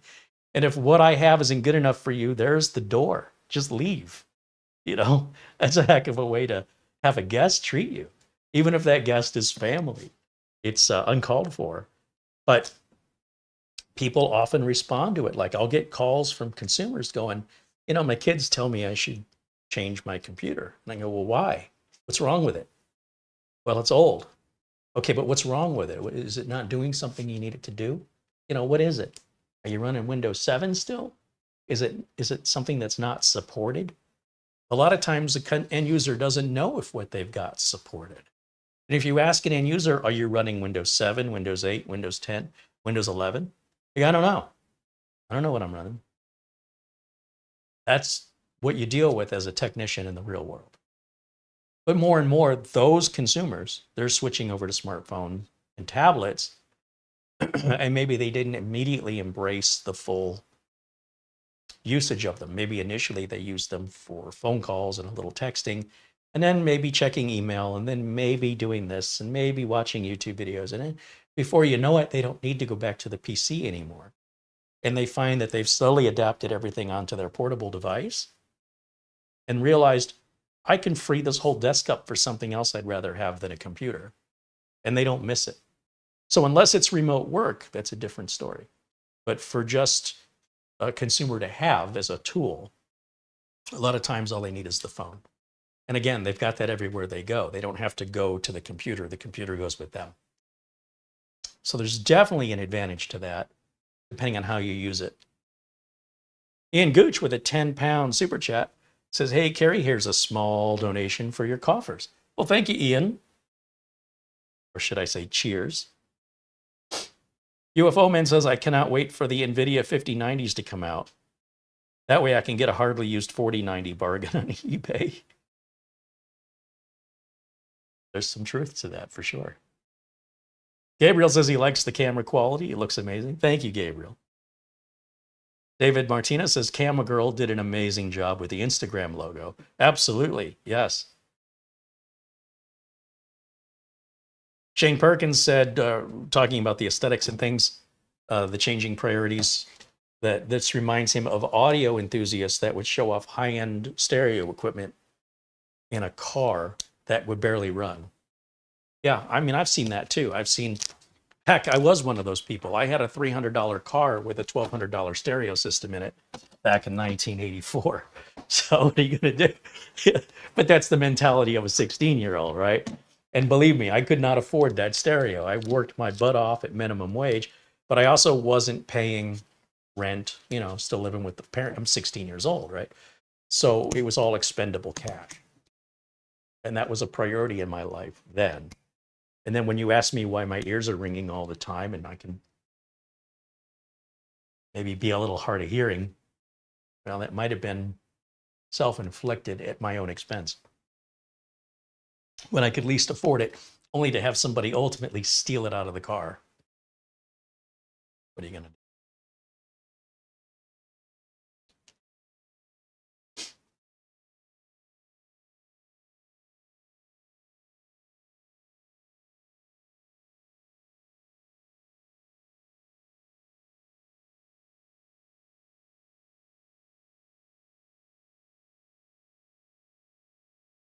UFO Man says, we're putting innocent people in jail for an AI glitch.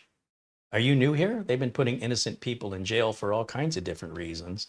AI glitch is just adding to more and more reasons why innocent people get falsely arrested. But that's always been going on. So what if there's another excuse? You know what I mean? It's not like it's changing anything. And there's always consequences to that as well. And the folks responsible will pay. And when it costs them enough, they'll make sure it doesn't happen again. But that's just more of the same.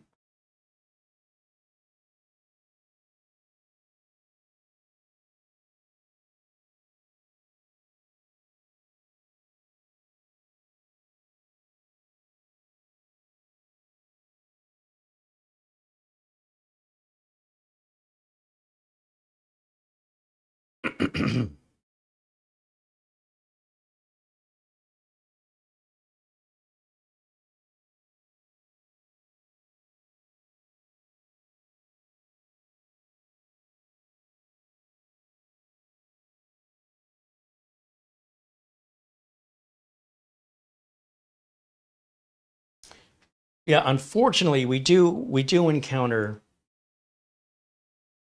people in the community that have an air of superiority amongst themselves and their fellow community members, which is, for me, it's disappointing. I don't like to see that.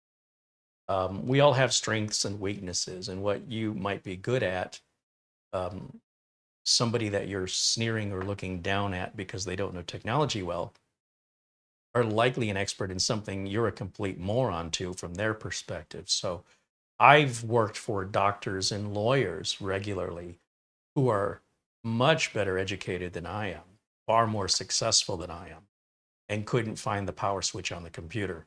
I would not suggest that they're less intelligent than me. We simply have a different interest. And if you don't agree with my interest, if you don't believe in what I believe, that makes you a lesser person than me. It's not something I can get on board with. I'm sorry. And for humans at this point to still have that very primal tribal thought process is not something I can condone. And I can suggest and recommend you be aware of it so you don't fall trapped to that. It's all an insecurity coping mechanism, and it's unfortunate to witness it, but it is what it is. And at this point, if you recognize it, then react accordingly, which is likely not to engage. Just walk away.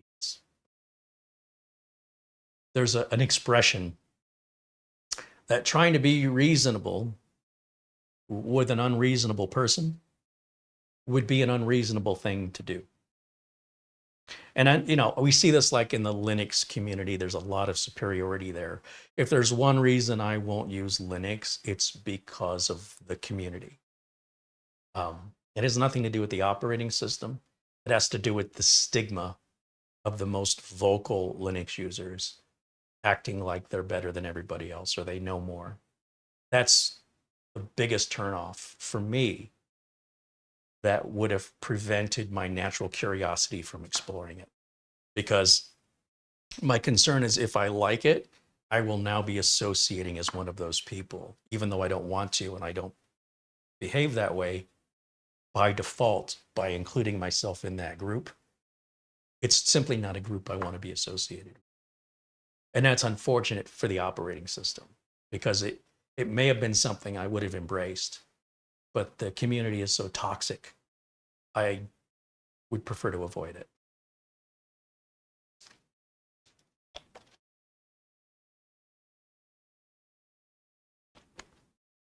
And again, that's not to say all Linux users behave that way, but it's the vocal ones. The most vocal, and unfortunately, the most vocal appear to be a majority when they're not. And that's usually the case with anything online.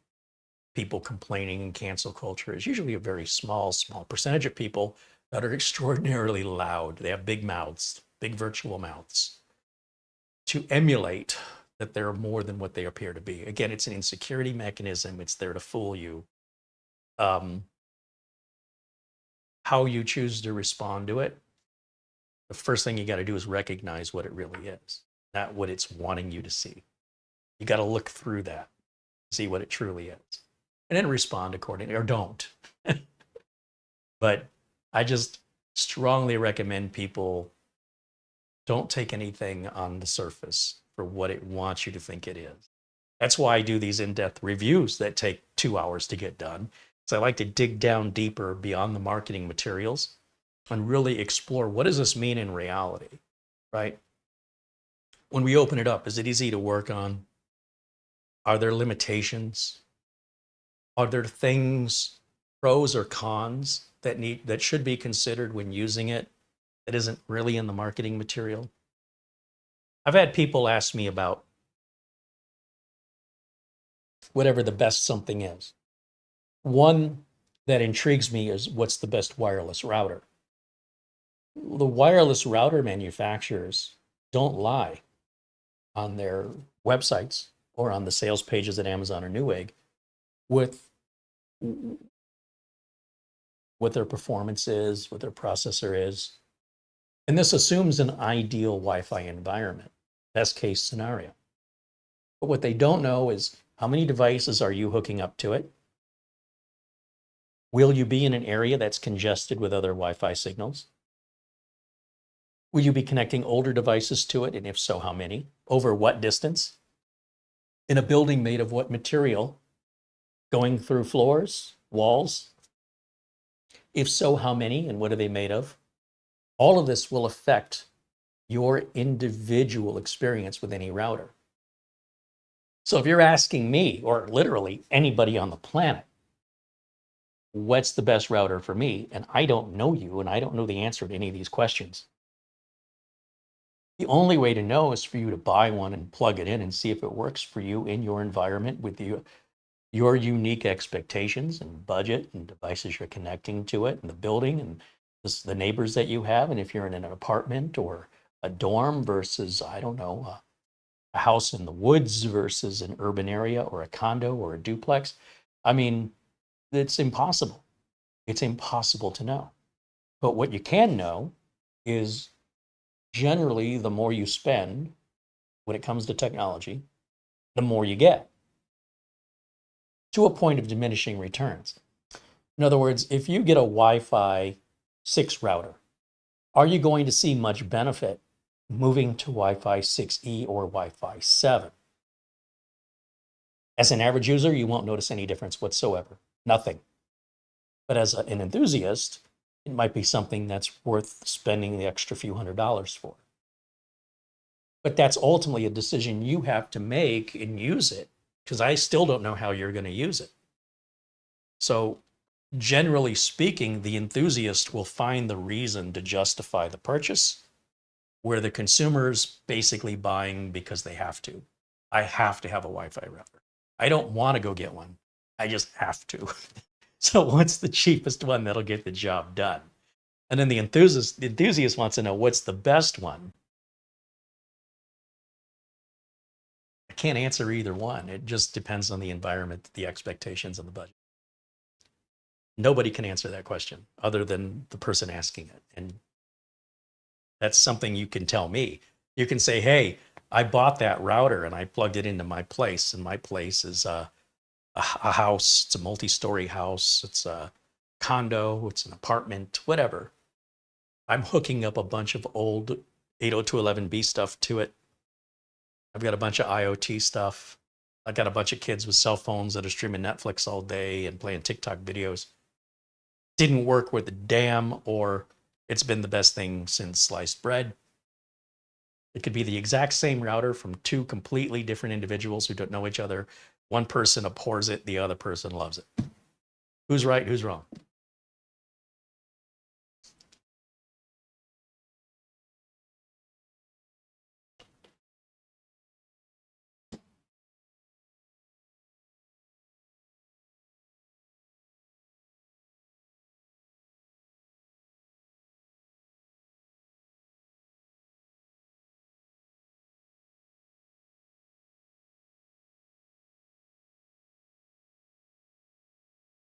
Paul Connolly says, thankfully everyone here has made me feel welcome, even though I'm a Mac OS X guy.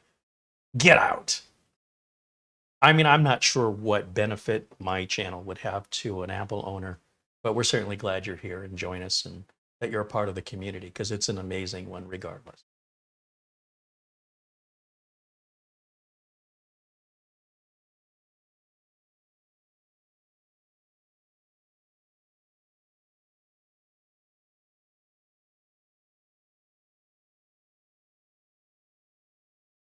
I noticed when I don't shave, I keep touching my face.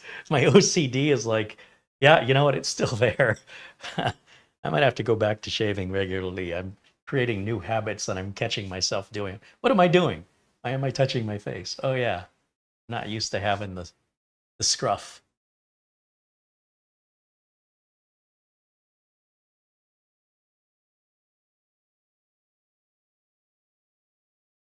So we have a bunch of videos coming out that I just need to find the time to do. I still have some borrowed equipment from our friend Patrick over at Serve the Home that I'm looking forward to reviewing just for the fun of it.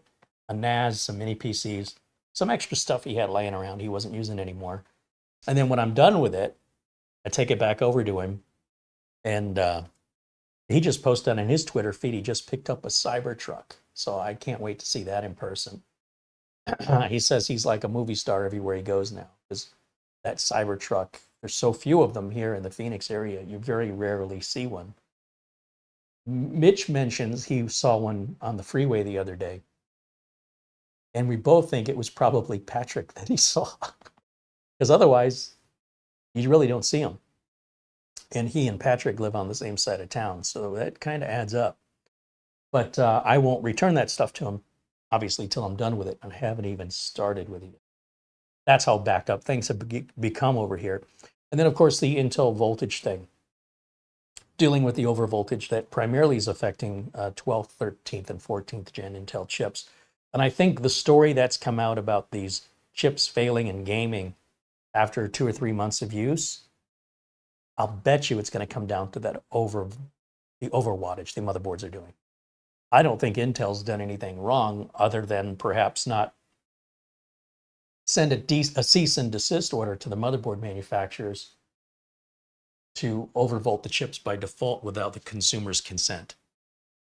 If you follow one of my how to build videos here and you buy a 12th, 13th, or 14th gen Intel chip in any motherboard, any, not just an unlocked board, not a Z board, that doesn't have to be a K processor, any, they all overvolt the chip.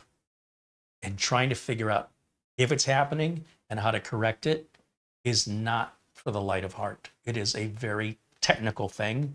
And I've got one of each motherboard. I've got an Asus board, an ASRock board, Gigabit board, and an MSI board. And I'm going to show you where you go in the BIOS and look for each of these manufacturers. But do know that even when the model changes, sometimes the BIOS changes. So there's no possible way for me to simplify this other than to say, in general, this is what we're looking for. And if you have this motherboard manufacturer, perhaps you'll find it in the same place in the BIOS as where I'm showing you, but I can't possibly cover every variant. So the best I can do is give you the idea of what I'm looking for in the general area of where to find it. And then once you've found it, how to know where it should be set to. And if it's not set to that, which it will not be, and I'm referring to the power level settings, power level 1 and power level 2. So you would Google whatever chip you have, Intel 12400 KF or whatever it is, along with the word PL1 and PL2.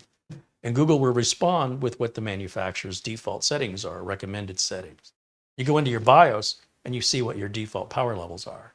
And if they don't match that, you're overwatting your chip, basically. A lot of people say overvolting. In this case, it's measured in watts. You can do it either way. But the bottom line is the BIOS is going to refer to it as watts. The PL1 and PL2 will be related in watts.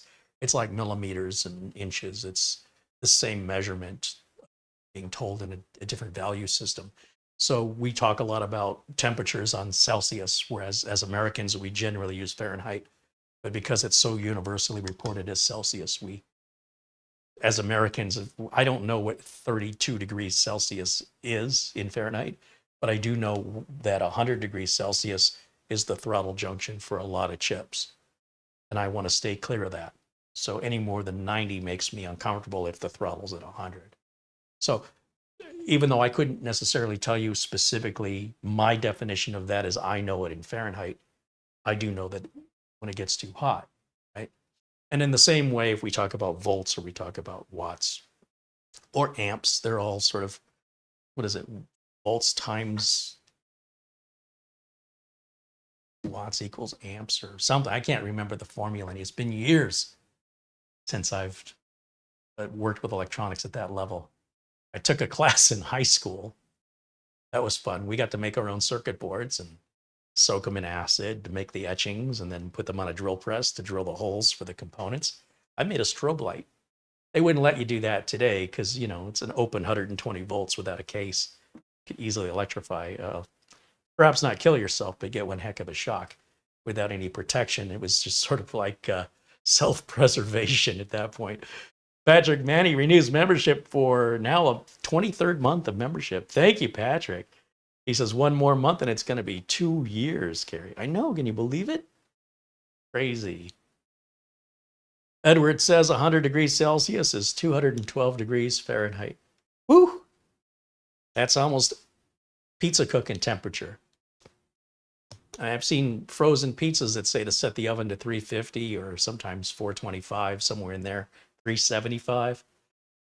So 212, more than half. So I don't know, maybe I can cook a pizza, a little tiny pizza, one of these CPUs. Volt times amps equals watts, says Arto. There you go. Thank you for that. The great thing is that, knowing the calculations and conversions isn't important anymore. Ask any child with a cell phone. They'll tell you, why do you know anything? Just Google it. What are you, a dummy? I'm like, you heard yourself, right? Okay. All right, we're just at about the 2-hour mark here. So I want to thank you all for hanging out with me. We'll check the phone here right quick because I haven't had any time to check it this whole broadcast. And see if we've missed anything here. NetFreak sends an Amazon gift card of $1. Thank you so much for that. I wish every viewer sent me $1. That would be amazing. But I'm glad that you did. And Gary Tatum with an Amazon gift card of $25. Very generous. Thank you, Gary. And I think that takes care of, oh, wait a minute. $5 contribution came in from David Collins, and he says, thanks for the show. Right on. Well, thank you. Thanks to our friends at Minisforum. Do also remember that our friends at Acronis are offering you a discount, which I think ends in 2 more days, 2 days left of the 50% off deal. After that, we drop to 30% off the rest of the year, to the best of my knowledge. Good time to buy, especially if you don't have a backup solution in place. Acronis makes it easy. Our friends at RoboForm, that's the password manager I've been using for nearly 2 decades, 30% off for all new users. Our friends at VIP CDK deals. Why would you spend all this money for a Windows or Microsoft Office license when you can get the exact same license for 90% off, and it's 100% on the up and up and personally guaranteed? Guaranteed. So every product that I align myself with and every company I align myself with has to meet my moral and ethical standards. As a business owner that I recommend products to and I'm held accountable for to my customers and my clientele, I don't want to go out of business to make a few extra dollars. I don't want to sell anything stolen, illegal. I don't want to be associated in anything in my business that isn't 100% legit, because I want to stay in business. I mean, I might be hungry today. I'm going to be hungry next week, and I'm going to be hungry next month. And I'd rather make a smaller amount of money over a longer period of time than just cash in today and then figure out what the heck I'm going to do next week when the money's gone. So when I work with these companies, you have to understand how many companies I turn away. I've probably turned away hundreds of companies.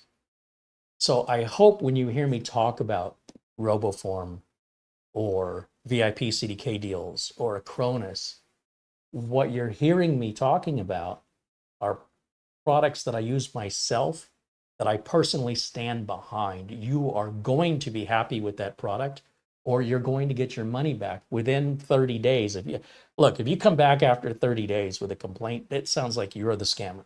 I'm just telling you. It's somebody's trying to work a loophole. Somebody's doing something. That ain't right. These products all have free trials, by the way. So you can download Windows 10 or Windows 11 or Microsoft Office from Microsoft directly as a free trial. You don't need an activation key. That's all 100% on the up and up. You don't have to use BitTorrent or some questionable way to acquire the software. Microsoft makes it available to the public. You do have to buy the key to activate it, but you don't have to pay Microsoft's retail prices. And those keys are guaranteed to work. RoboForm, Acronis, free trials, and you'll know exactly what you're going to get if you decide to buy it. So there's no I know it's hard to believe in today's day and age, but there's no deception here. Everything is completely guaranteed and backed up as far as by the companies themselves, as well as by me personally, should the company not take care of it.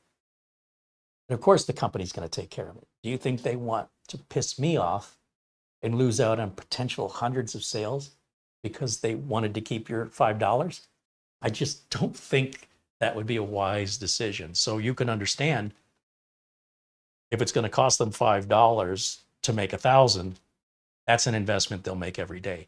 They're highly motivated to make sure that you're happy, as am I, because I want you to know me as a trusted resource.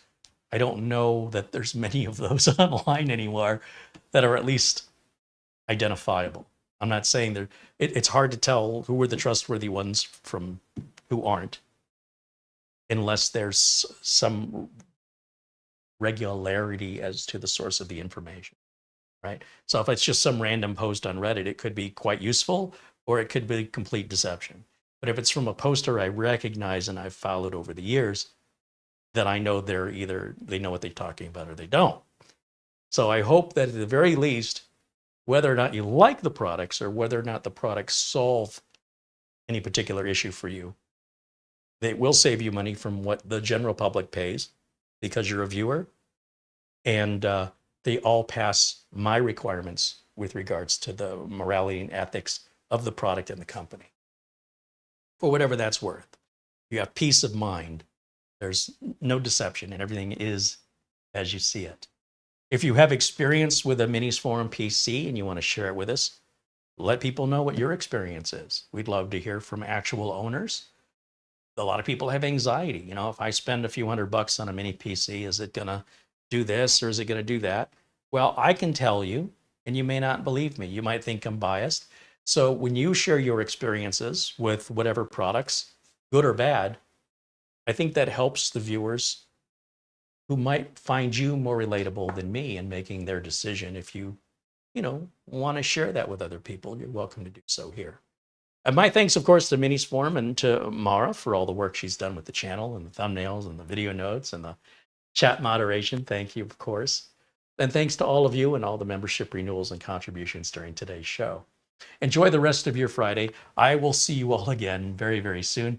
We always have a members only video on Mondays. So for the members, I will see you on Monday. I don't know if I've got any content coming out this weekend, depending on availability, but I do have a lot of content to make. So hopefully I'll find some time here to get caught up. But at the very least, for the members, I will definitely see you Monday at 1 o'clock. For the rest of you, thank you again for joining. I hope to see you very, very soon. And until next time, bye for now. Also, remember, we have all the links for everything I've talked about in the video notes below the video. Okay, that'll wrap it up. And I'm trying to find an outro. There we go. Bye for now.